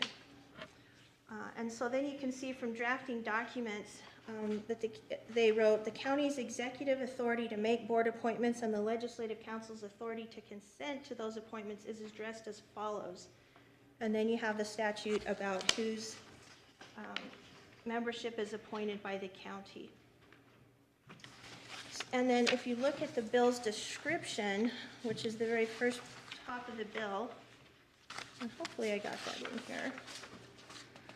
I might have missed that one. If I did, I apologize. But anyway, it says clearly that the act directs county legislative bodies to define how their power to consent of appointments takes place and authorizes the delegation of that power to the executive. So if there's any question about whether we can create a committee that has this power, that we don't need to go through the executive, it's just advising us, we have that ability, because it's up to us to decide how that appointment power is used. So thought I would bring that to your attention. I think that it's important, and maybe sometimes it's something that is misunderstood. So wondered if there were any questions. I just comment that I think Gina's presentation is a response to a legal opinion that I gave to her, that the council can create bodies that the executive does not need to have any appointment authority over, including an agriculture advisory body. County code and state law does say that appointed boards and commissions are appointed by the executive with advice and consent of the council, and figuring out when do you go from some sort of advisory body to a quote appointed board or commission. You kind of have to figure out, and this is kind of legal minutia, but when do you go from the council can appoint, whether you call it a task force or a subcommittee or a committee, to it being what qualifies as an appointed board or commission. And in my opinion, the kind of board that is being created, or the kind of body being created by this resolution, is an appointed board or commission. It proposes to have permanent, to be ongoing in a permanent way, terms of office, people needing to be appointed to fill those terms, paid county staff to staff it. I believe that's an appointed board or commission, and that the executive appoints with advice and consent. Nobody ends up on it without the council's approval. I think for it to not become an appointed board or commission, it would need to be more of a task force, more specific. We'd like you to look at these issues for this amount of time, and here's who's going to serve on it. That it be termed a task force or a subcommittee of the council. Ms. Worthen and I share a difference of opinion on that, and I'm happy to send you my written analysis if you'd like it. Is anybody going to go file a lawsuit and prevent you from appointing people and moving forward if you pass the resolution as is? No. But are we technically creating an appointed board or commission? I think with the resolution as drafted, you are. I want to respond to that by saying I think it's abundantly clear that the legislature gave the decision of what an appointed board and commission should be to the county legislative body. It's up to us to make that decision. There's nowhere that tells us what it is. And so I think that opinion fails to take that into consideration. Well, and you've provided documents tonight that you've not shown to me before. Yeah, So I just could barely, review those. I just barely found those. I was working on this over the last, because I wanted to understand what that meant. Whose membership is appointed by the county? Well, what does that mean? So I thought, well, I'll just go look it up. And that provision, there are provisions in state code where the county is designated as who appoints to this board? The county. And naturally the question comes up, who acts for the county in those circumstances? And that portion of state code makes clear, when it says the county appoints, that means the executive with advice and consent of the council. This isn't a case where the county appoints. Exactly. This is a case where you're saying the county council is going to appoint. Right. So that provision of state code doesn't apply. It applies when you have a resolution or a state code that says the county is to appoint these people. Your resolution says the county council is to appoint these people, and so that doesn't apply. But I want to make clear here that my legal opinion isn't trying to say who ought to have the power. Nobody gets on this board without council approval, and I'm giving a candid legal opinion. You're welcome to prefer Ms. Worthen's legal opinion, and nobody's going to act against it. But I get a little frustrated that the county attorney's legal opinion gets second-guessed at several turns.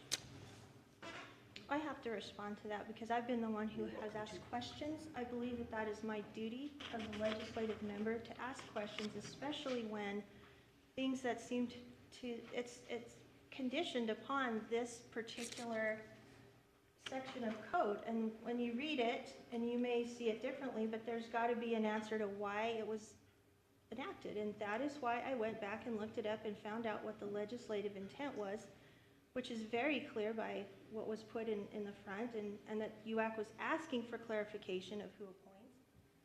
And so, yes, I will ask questions. I feel that that is absolutely my duty because as the legislative body, we are the ones who legislate. And so I will have to ask questions. I have to.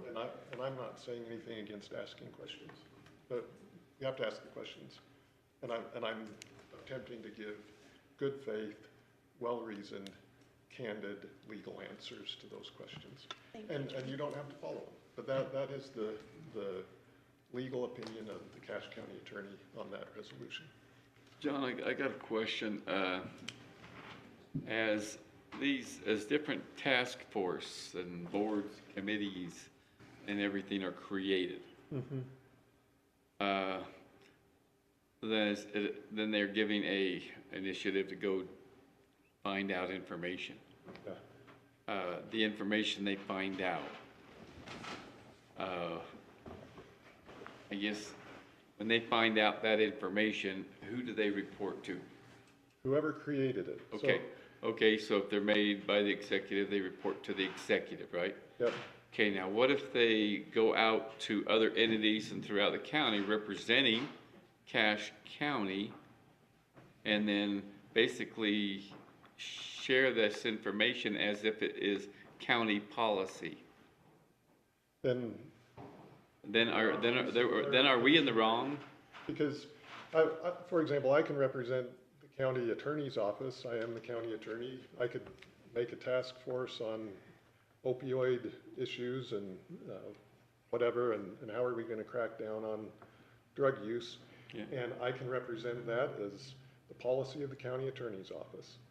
But it's the council that sets policy for the county. And so whether it's the sheriff, the assessor, the executive, an individual council member can create a task force, can gather people to advise and give information and try to solve a problem. But yes, as a technical and actual matter, the council sets full county policy. Yeah. Because there are individuals that are hearing this at different meetings and say, oh, they're taking it as policy. And it's never ever been presented to the county council or changed or adapted or adopted by Cache County Council to become policy. But it's being taken around the county as if it was policy. So to me, that we're really misrepresenting what the policy is. We're misrepresenting Cache County because I don't think it's Cache County's policy yet. It's information that should be used then to form policy, not to be broadcast as to this is where we stand on things.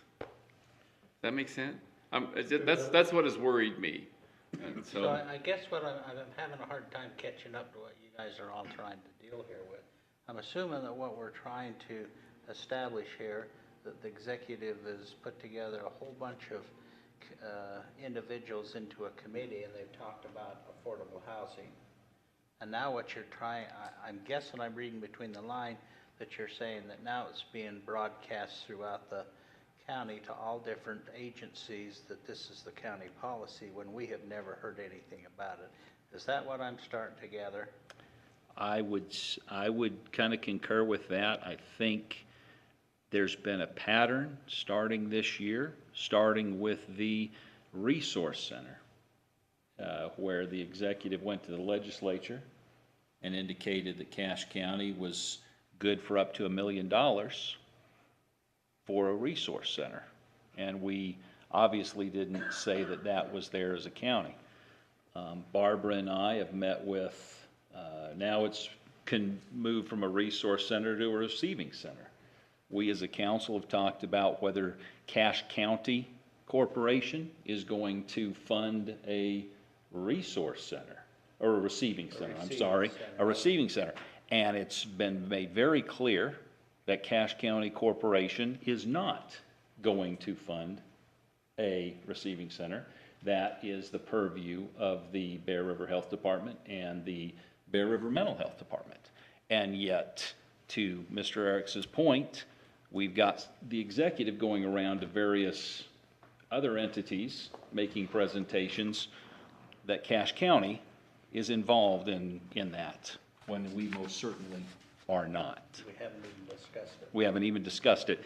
And I think, John, we'd like some clarification here, that the county council makes policy. The county council allocates funds. And if the county attorney wants to go do something, if the county sheriff wants to go do something, as that entity, you're more than welcome to.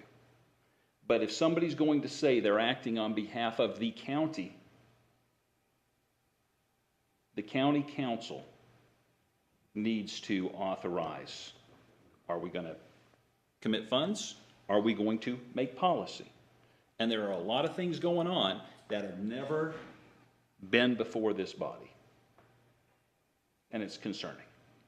And so Gina, that's where you're coming up with this information that you're given, is that committees are being formed and whatnot, and it hasn't got the approval of the council? Is that kind of what I'm hearing you say? Well, my point was that the state legislature left it up to the legislative body to determine how the power of appointment is used. In other words, to define what types of boards and commissions or committees need to have that formal appointment by the executive with the advice and consent of the county council. And I think it's an important distinction, because just because it says board and commission, we've got these task forces, as David Erickson mentioned, and I've heard this, and I don't know it firsthand, and the open space one, I think, as well, that are going out and representing themselves as, here's county policy, we're like an official group and everything, but we've never appointed them. We never even knew about them. And so that's the problem with just saying boards and commissions, because it's all in the definition and the function. It is in the function of what those do that really makes whether it is a whose board, I'm sorry, whether it is the membership needs to be appointed by this formal way. That's what really makes it. It's the function, not the name of the entity. Does that make sense? It's also the form of the entity, not just its function, but the form. To this other There's point, nothing, John, that says form, so I would love for you to enlighten us on that at some point, because that isn't, there's nowhere that says anything about that. At this point, I've not been in the meetings where the executive has talked about the receiving center, for example. So I don't know the language that he's using, but the executive is charged statutorily also with conducting planning studies for proposals. And so where does it go from an executive is energetic and out there getting information and momentum and all of that for something to come back and propose, versus where is he representing that this has already been adopted by the council as to move forward. And I've not been in those meetings. I don't know what kind of language he's using, and I agree that more communication between the executive and the council more and earlier on lots of these things would be a good idea. I don't think the answer to that issue of there needing to be more communication from the executive to the council and vice versa is solved by saying we're going to create a new body that doesn't involve the executive in the appointment process. I have a legal opinion on that I've given, and I'm happy to stand behind it. Happy to look at the new information too. But I think that the underlying issue, which is let's not have the executive moving forward before the council's supporting or all of that, is not solved by taking steps to say, well, then we're going to create more bodies where he's not involved, when really we're paying county staff to do it, have an ongoing appointed set of people to advise. Again, that's my legal opinion. That's an appointed board of the county, and the law says to do it this way, and we've done it that way with the RAPS committee. The state does it that way with the planning commission. Those are appointed by the executive with advice and consent. And Gina, I don't want to have a legal argument here. I need to Okay, say something. you know what? About the. I want to move on. So let's decide what we're going to do here. I'm not going to go, I wouldn't have standing to file a lawsuit. I don't think Mr. Zook is going to go file a lawsuit to say I get to appoint. Again, I'm just giving a candid view of the law. This is just an advisory committee to the council. We should be able to choose who we want to advise us. It's that simple.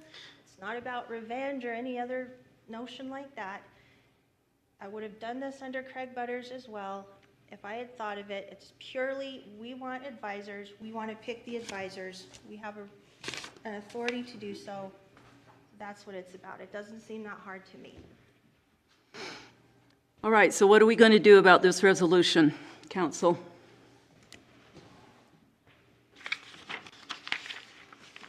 Gina brings up some good points. I would like to read this. It's my personal opinion. I mean, I don't know what the others think. I think.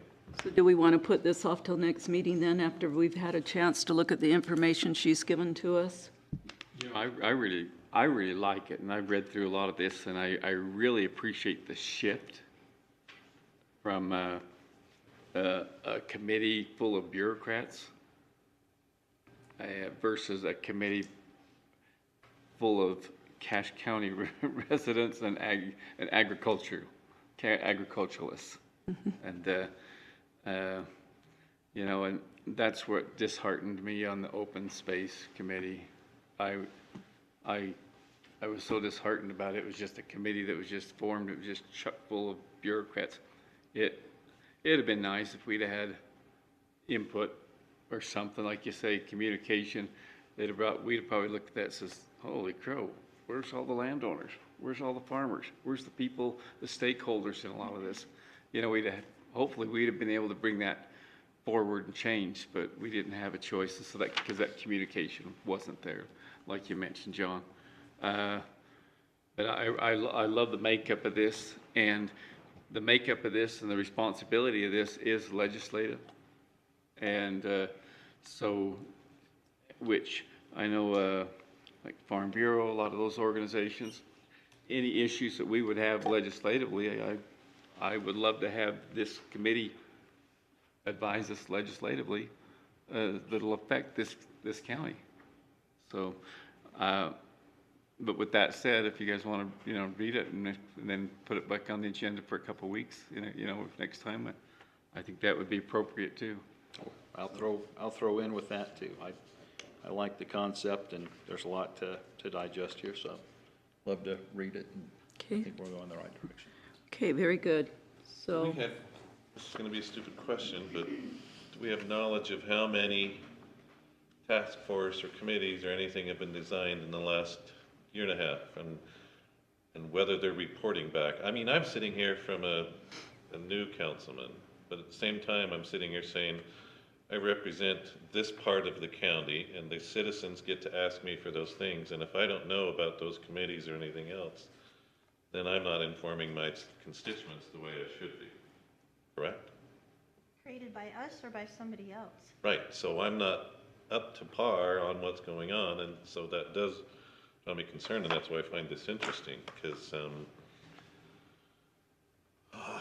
I guess the one thing that's still bouncing around in my mind is I've sat here for a long time, and I remember years ago when we made an ag advisory committee, and I remember when we made a ag protection committee, and now all of a sudden we're revisiting, we're trying to redo it again, and we did make the explanation that the state code has changed.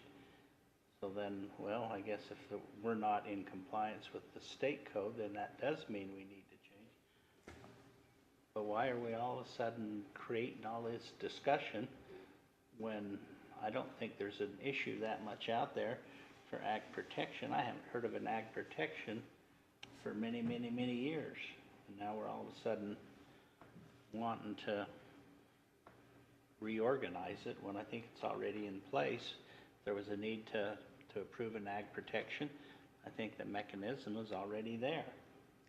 You mean the Ag Advisory Board? Is that one? No, the ag protection. ag I know protection? that for sure. And there was an ag advisory board that was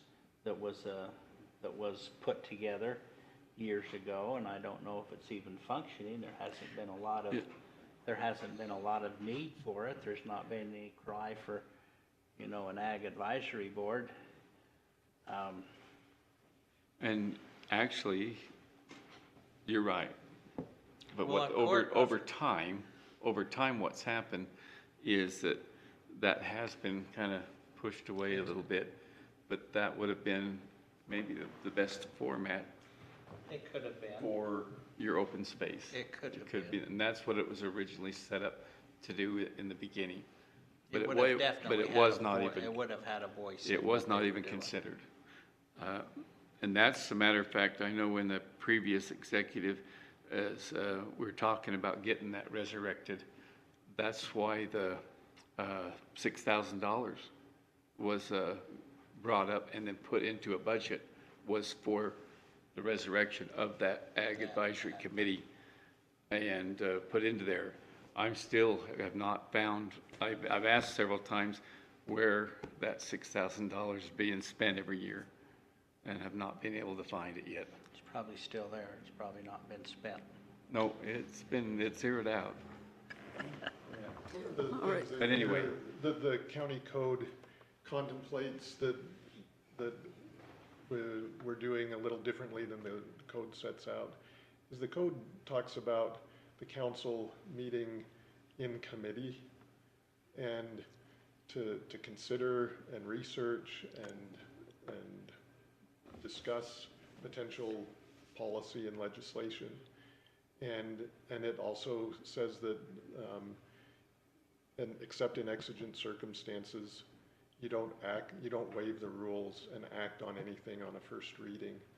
And yet, I think that the practice over the last number of years has been that outside of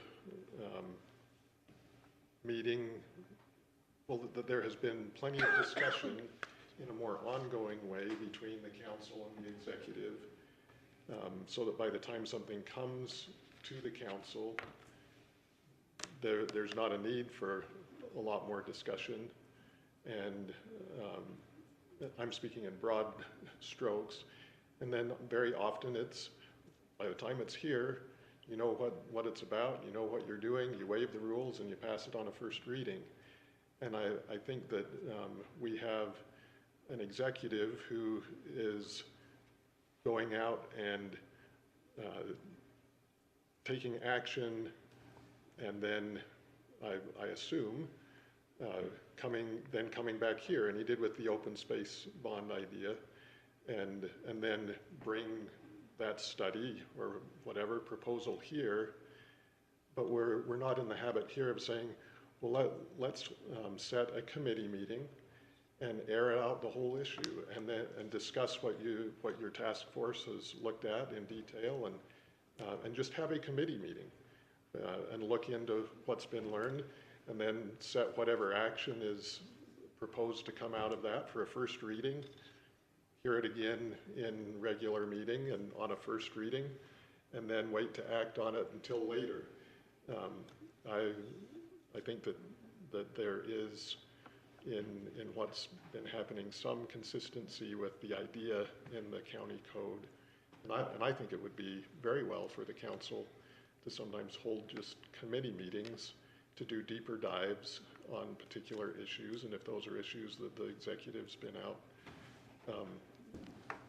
doing a task force or something on, take the time to meet in committee, ask all the in-depth questions, have the full discussion, and not feel like there's any need to act quickly or that sort of thing, but act in the more deliberate way that our code contemplates. All right, let's end this issue. We've got little Amy out there that's been waiting a long time to do a presentation here. We appreciate you being here, Amy. So what do we want to do about Resolution 2022-25? I am accepting a motion. I don't even think we need to make a motion. We'll just bring it back. Okay. We'll just bring it back next meeting. Bring it back. Thank you, everyone. Please, Amy, come on up. I apologize. Glad you're here. I'm glad to be here. To rehearse everything. I have. I've got some notes and some red marks. And I have had a long day, yes.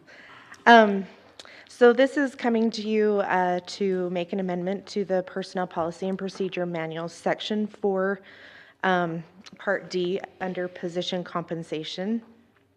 One of the reasons that this is coming to the council as an amendment is because we have found through our recruiting efforts, especially with public safety, that we need to have some additional tools to be able to attract and recruit those people that have the experience that we're looking for. And so there have been just a few changes to this section.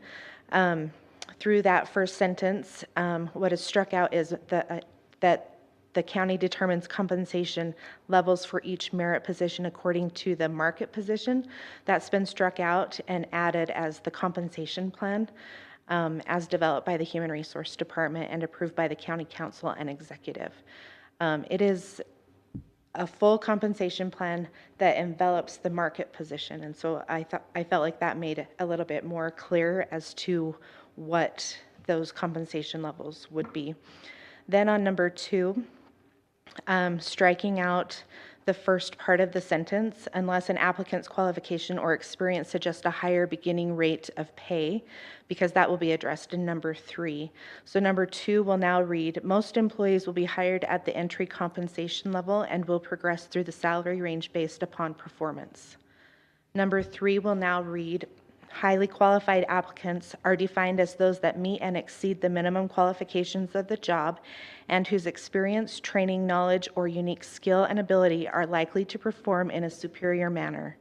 Generally, the applicant will have 5 or more additional years of experience in a comparable position as determined by the Director of Human Resources.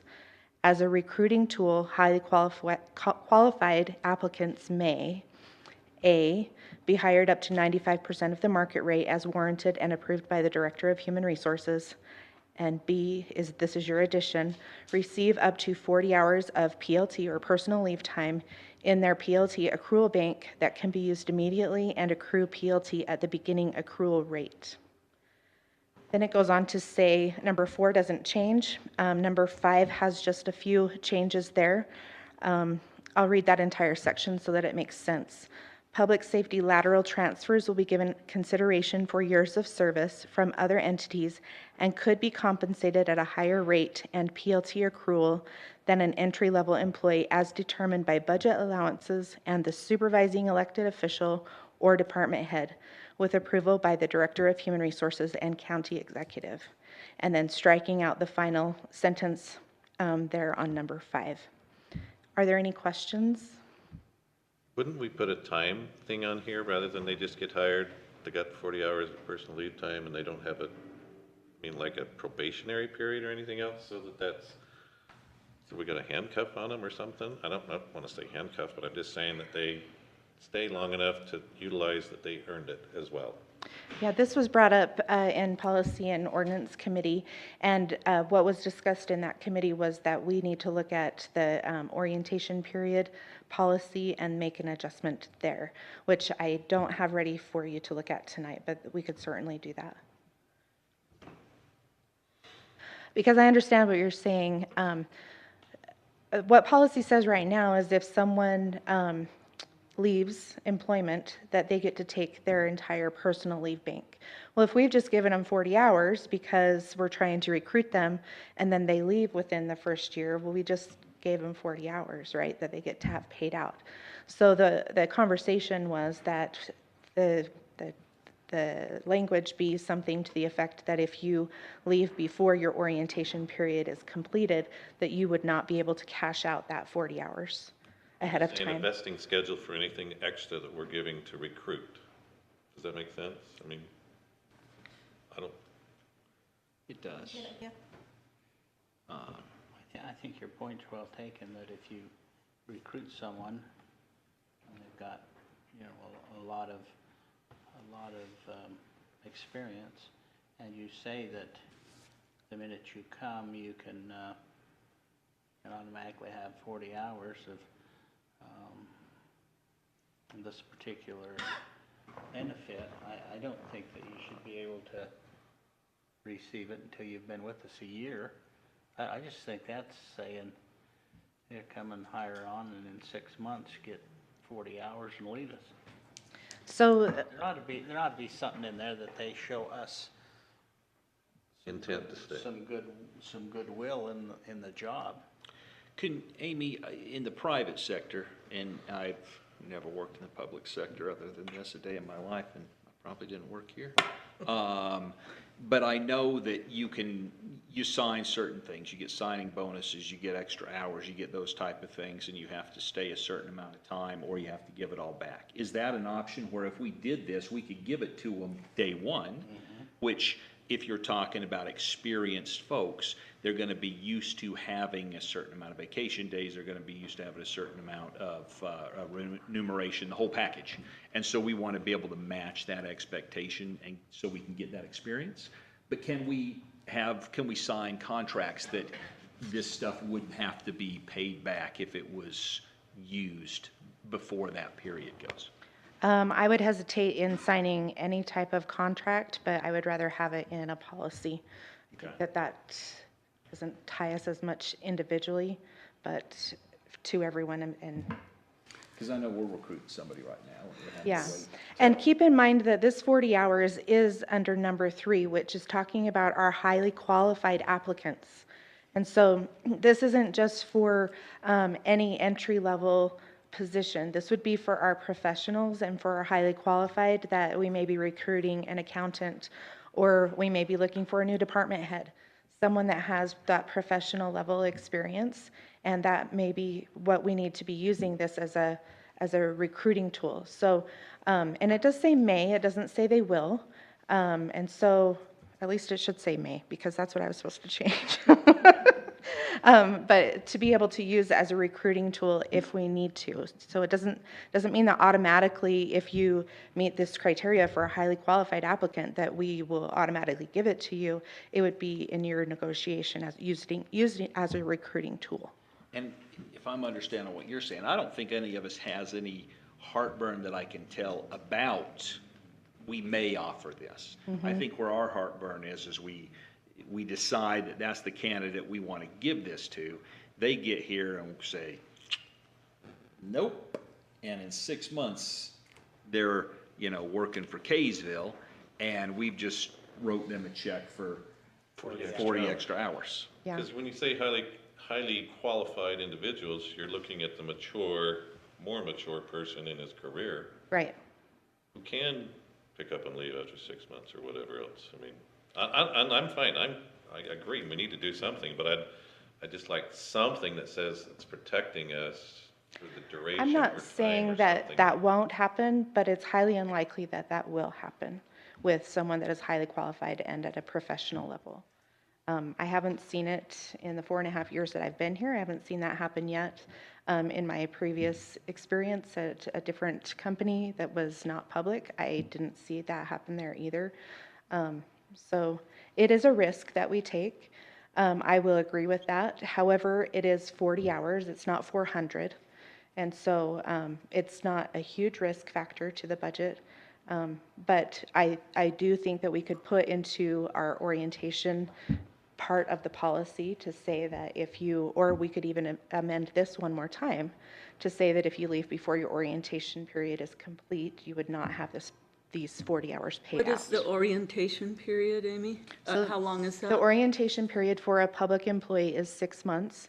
For a public safety employee, it's 12 months. But I think it's critical that we are doing this just to be luring enough to get people that others, and just to staff our force, especially. You know, we've got to start looking at these things, because right now it's such a competitive world out there that if you're not saying, yes, we're going to solve it with this, we're going to add this, if you're not doing that, all you're going to be is a training ground for 1 year and they're gone. Right. You know. Well, in our compensation meeting, we got visiting, and it said, or they reported to us that since the first of the year, we have lost 39 employees. Yeah. Two other employment. We've had more turnover than that, but just the 39 was two other employment. That's right. We've had more that's retired one. So this is something like what Councilman Erickson has said. We've got to be aggressive in taking care of our employees, right, even at the time of hiring, to learn them our way. 39? I mean, I understand that the market's tough, but that seems excessive. It's a lot. Yeah, I mean, there's turnover and people are leaving. You got this great resignation. Right. But we seem to be overachieving in that particular metric. Yeah, it's concerning to me. There is a lot going on right now. We have retained a few that have received other job offers by being able to be competitive and looking back at what the market is and making sure that we are being competitive. And we've seen that there's been an uptick in that particular position, and we've been able to, counter offer and to keep those people in those positions. But there's others that may have moved. There's others that may have found just a different job. I would love to see the analysis of those 39 saying, we left for more money, we left, the reasons that the top 5 reasons that they are leaving. I can certainly put that report together for you. We're in the county, we're losing them. We've lost 3 attorneys. We've lost 6 in a year, half of my attorneys.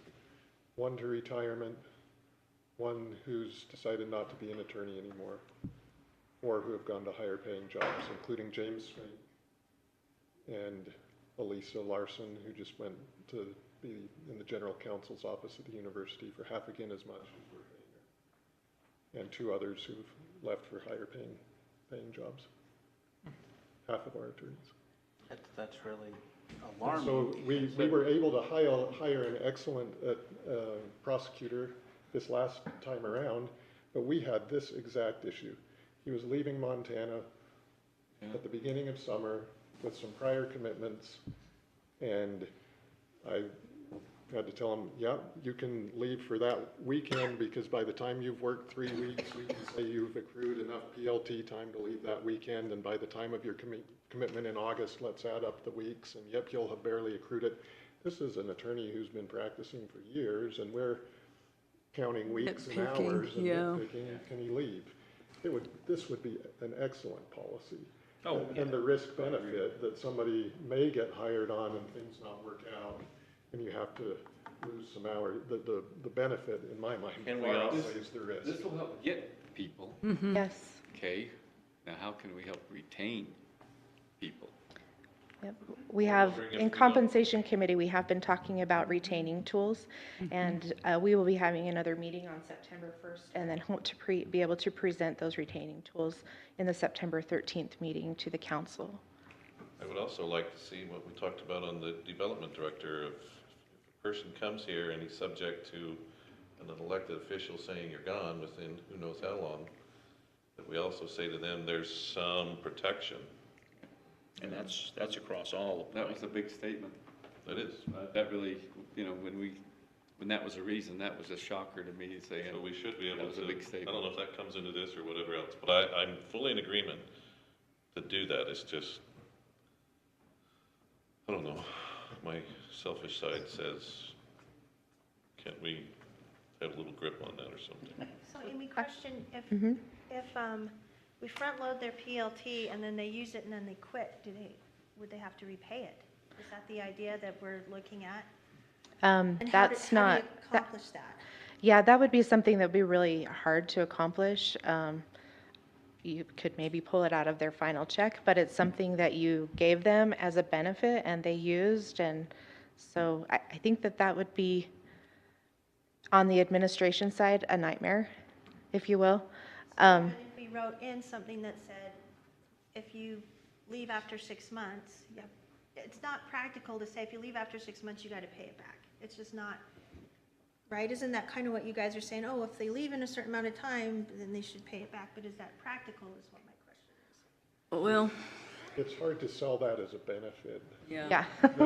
We don't trust that you're gonna stay, because, you know, we'd love to have you come, you'll get some PLT as you get here.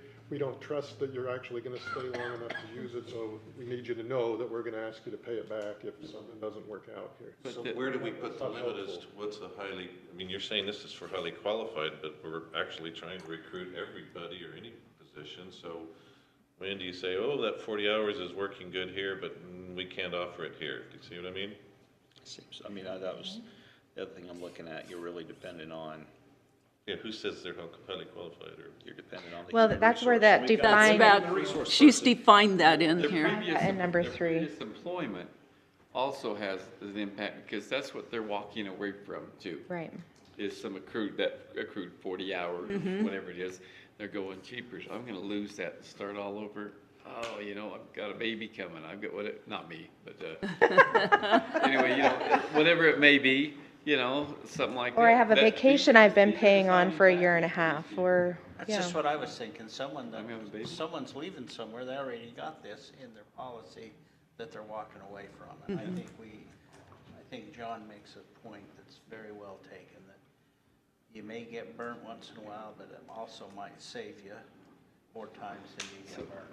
So was there some fine tuning you still wanted to do on this to bring it back, or what do you? I'm happy with the way it's written, but if you would like me to make some fine tuning, I'm happy to do that. I just need direction of what you would like fine tuned.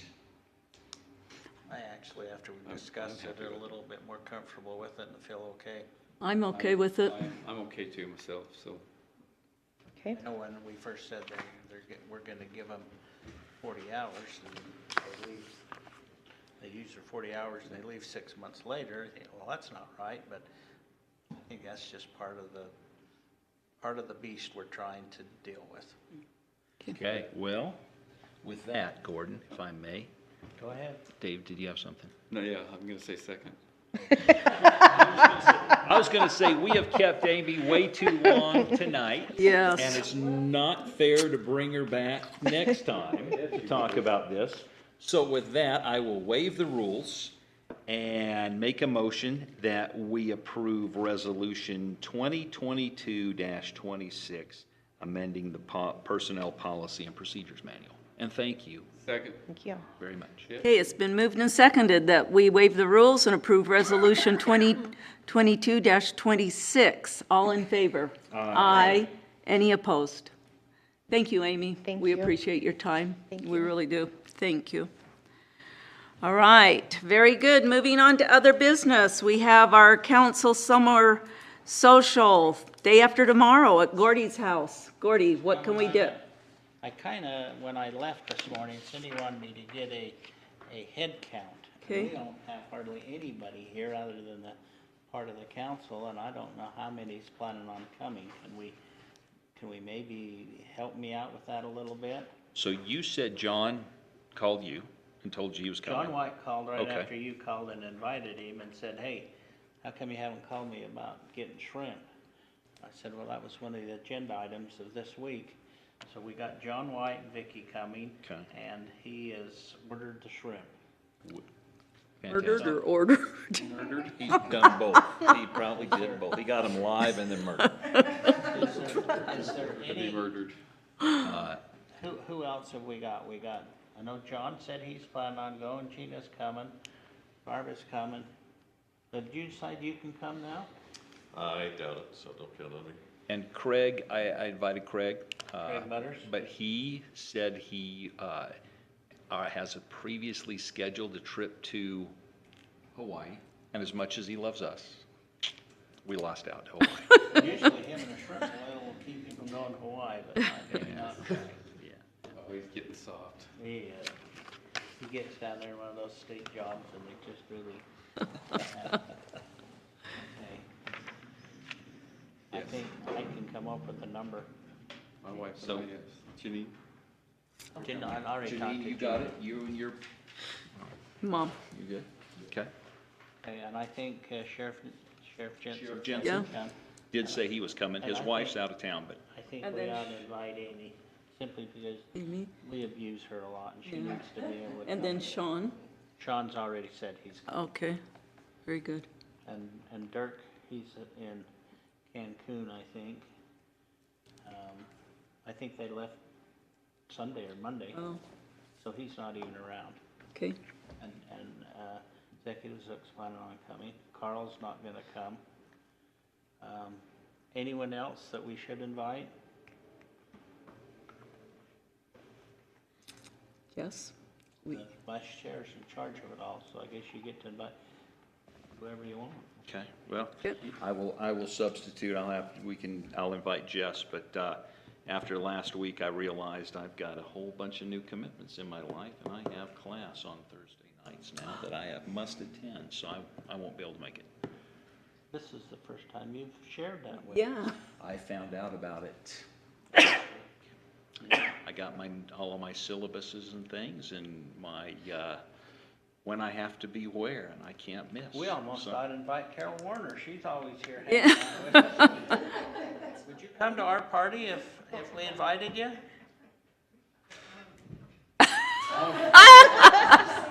No, I'm just saying no.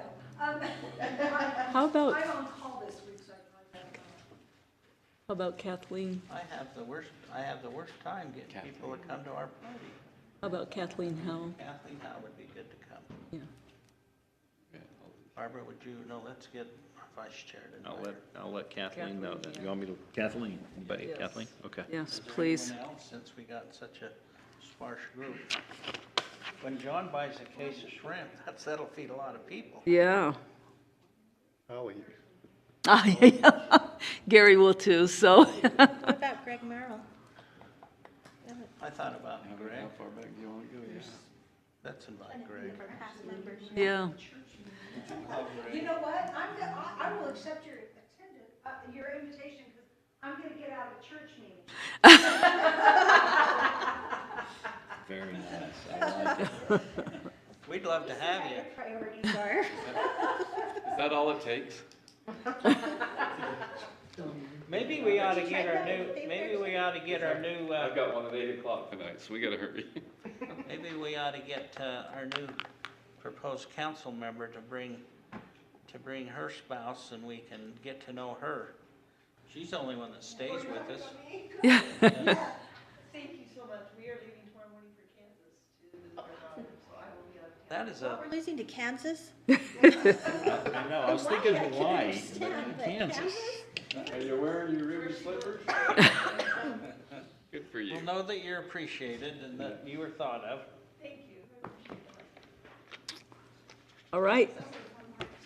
And do we know who's bringing what? I'm bringing dessert, Gina's bringing dessert.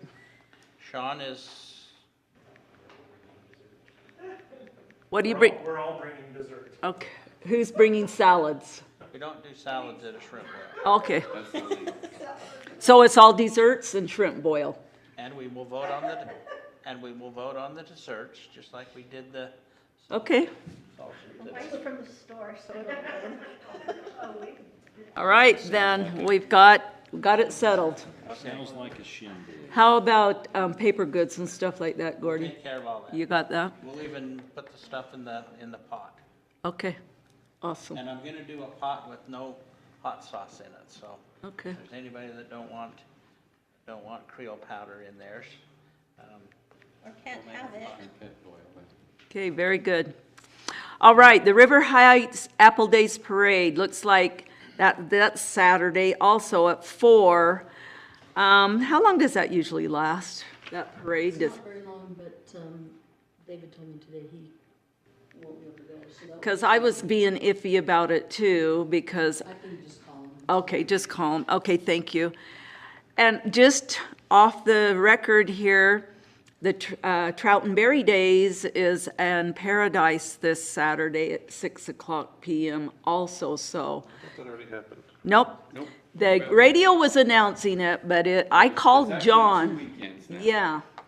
lots of times if you really sister up with John, he'll buy you that. He hasn't done that for a while. Yeah.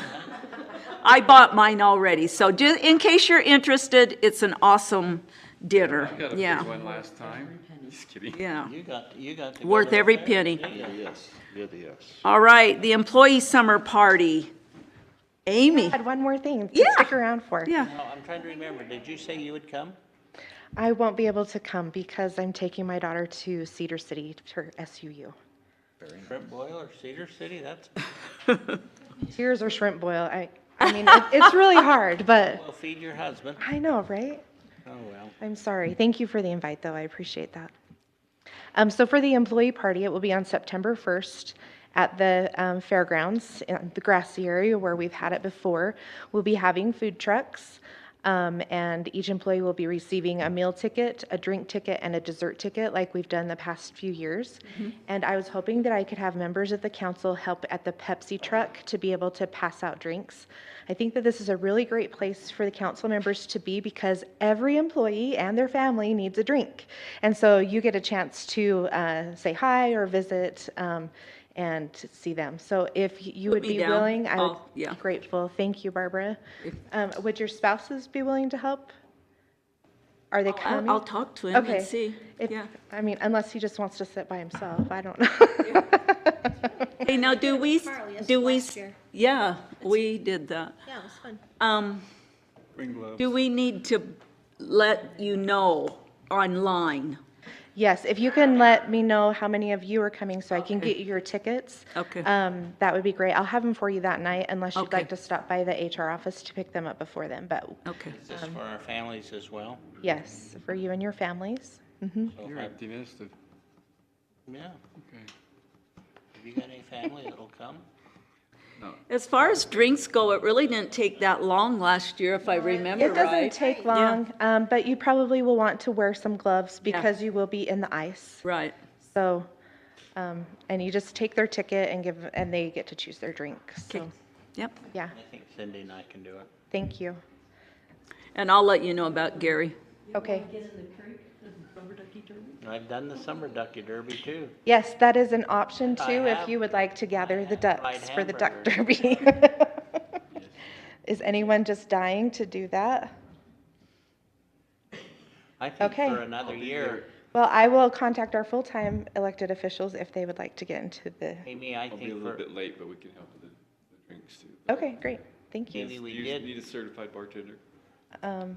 Sure. Well, he's fine. Okay. I was just volunteering the council next year to cook hamburgers like we used to. Okay, Think about that. okay, we We can had get a lot that. of You fun wouldn't doing even that. be here. Why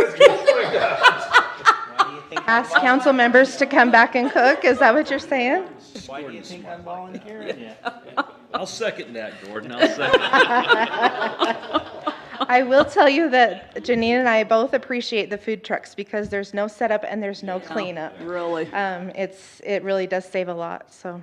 And they're good. Yeah, I they are enjoyed good. them. And we've had really good feedback that the employees and their families, it feels like a fun activity and they look forward to just being able to choose whatever they want, whatever their fancy is. So, Right. yeah, kind of fun. So thank you for your help. I appreciate that. Sure. If I could just say something, thank you for the food trucks having things to go, because there were a number of us last year that had That's true. Oh, immediately. Good. And so the food trucks all had. They all have their containers, yep. That works for our deputies. They're on patrol as well. They can pop in, grab some food, and go right back out, so, yeah. Thank you, Amy. We appreciate that. Look forward to it. Wellsville, oh, I'm sorry, did somebody I was else? just gonna tell her, I'll sure miss her at the shrimp boil, I mean, that's. Yeah.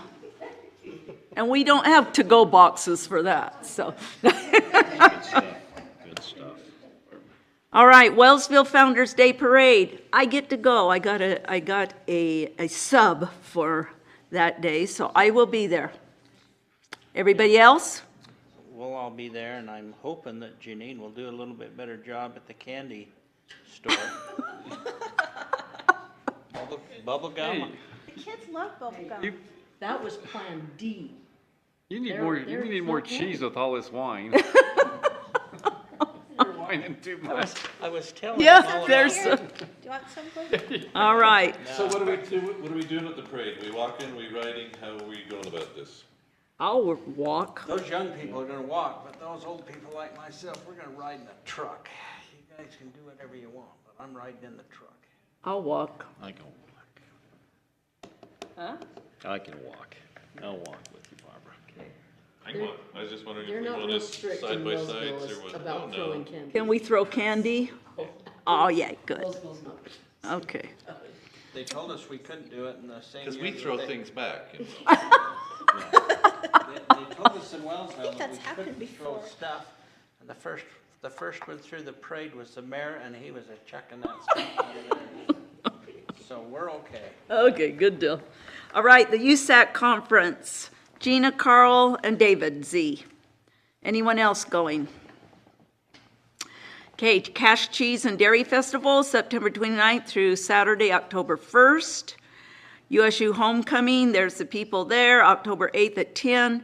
UAC Annual Conference, I will be going if you want to put my name down for that one. I think I will be as well. So I have a question about that. Since I will not be there next year, is it customary or is it not customary that we invite the incoming? I think they have. Yeah, they did, uh-huh. So what I'm thinking is it okay if the incoming come and the outgoing give up the room and let them do it, since maybe that's a thing to get them broke in? I can remember when I was incoming, they invited me because they have a little bit of training Yes, they for do. them. They do, yeah. Yeah. New was elected good for me. officials training. Sandy, you got those dates? Good. And it's okay if the outgoing. Yeah, go as come well? anyway, yeah. I usually run into Catherine, so I'll tell her that she should plan on attending. Okay, All right. yeah. That and- training was really helpful. Yeah, You and- need to get a hold of your replacement and let him know. How about that? yeah, Mark, I'll okay, give him a text. okay. Okay, council member reports. Mr. Erickson, we're almost 8 o'clock Hey, here. real quick, Okay, at one time we talked about training for Cassell, you know, that. yes. I haven't heard any more on that. I was wondering if we could by chance get that arranged for us, Okay, or. you It's know, very that was a- enlightening, is what I'll say. Well, I Very think that, enlightening. I would like that for A workshop? a workshop rather than the exciting stuff that we have. I think we Okay. should set that as a workshop, for sure. okay, And then I still have not heard any more, and I've asked several times on the status of the Armory, okay, what we're gonna do there. My last question's never been answered on the ghosting of parcel names. Names of parcel ownership, why they're ghosted for some people and not others. And other than that, I got 15 minutes to get to church. okay. Thank you, David. Who was that was gonna get out of church if they attended? Yeah. All right, Gordy, you have anything to tell us? I'm just excited about all of you coming to a shrimp boil. I love to put them on, and I love when everybody sits around and they visit and just keep eating shrimp, and they visit some more and eat some more shrimp, and they eat some more potatoes and all that. And when it finally starts to get dark, everybody decides it's time to go home because they can't eat anymore, and that's what we're supposed to do. Well, Gordy, you and Cindy are awesome hosts, so we appreciate that. Cindy spent $4,000 cutting all the trees down so they wouldn't fall on you. We had more trees fall out there Did you? this past year, so it'll look a little different, but she's got it looking really nice. Well, we appreciate you. Thank you. About having y'all come. I'm Great. glad you get the tree folks out. I'm still Yeah. waiting until almost the end of the year for them to come out. It's about a 6-month wait. Yeah, it's amazing. Nolan, report? I don't think I have anything, except I'll still bring up, I think we need to zero in on hiring a county council policy analyst for us next year. I have that on my notes. It didn't get put on the agenda, but we are going to have it on the agenda. Okay. And we'll discuss it. So that'll be on next meeting. A workshop, I thought you were gonna do a workshop to discuss. Yeah, with Amy. I think if we did, I think you can combine the policy analyst with the Cassell training in a workshop, just because Yeah, once you won't take see up too much time. what's there, Okay? you'll want to have an assistant. It's, Okay, so it won't be, that won't be until October then sometime, right? Because we've got, well, maybe the end of September. Do Okay. we have any budget workshops? That Yeah, was what I have was we, gonna ask about. yeah, have we got any budget workshops coming up? We need to set some? We don't even have the budget yet. I can wait till my turn, sorry. Okay, you're good. Okay, is anything else, Nolan? Okay, Paul. I'm good. Okay, Gina. Oh, I guess it was my turn. It was your turn. So I have a question about what we're doing on budget hearings. Usually, I mean, we had I forgot to bring it, I had a paper from Budget Committee that had them listed, and we had already started by now, the one that Cameron gave us.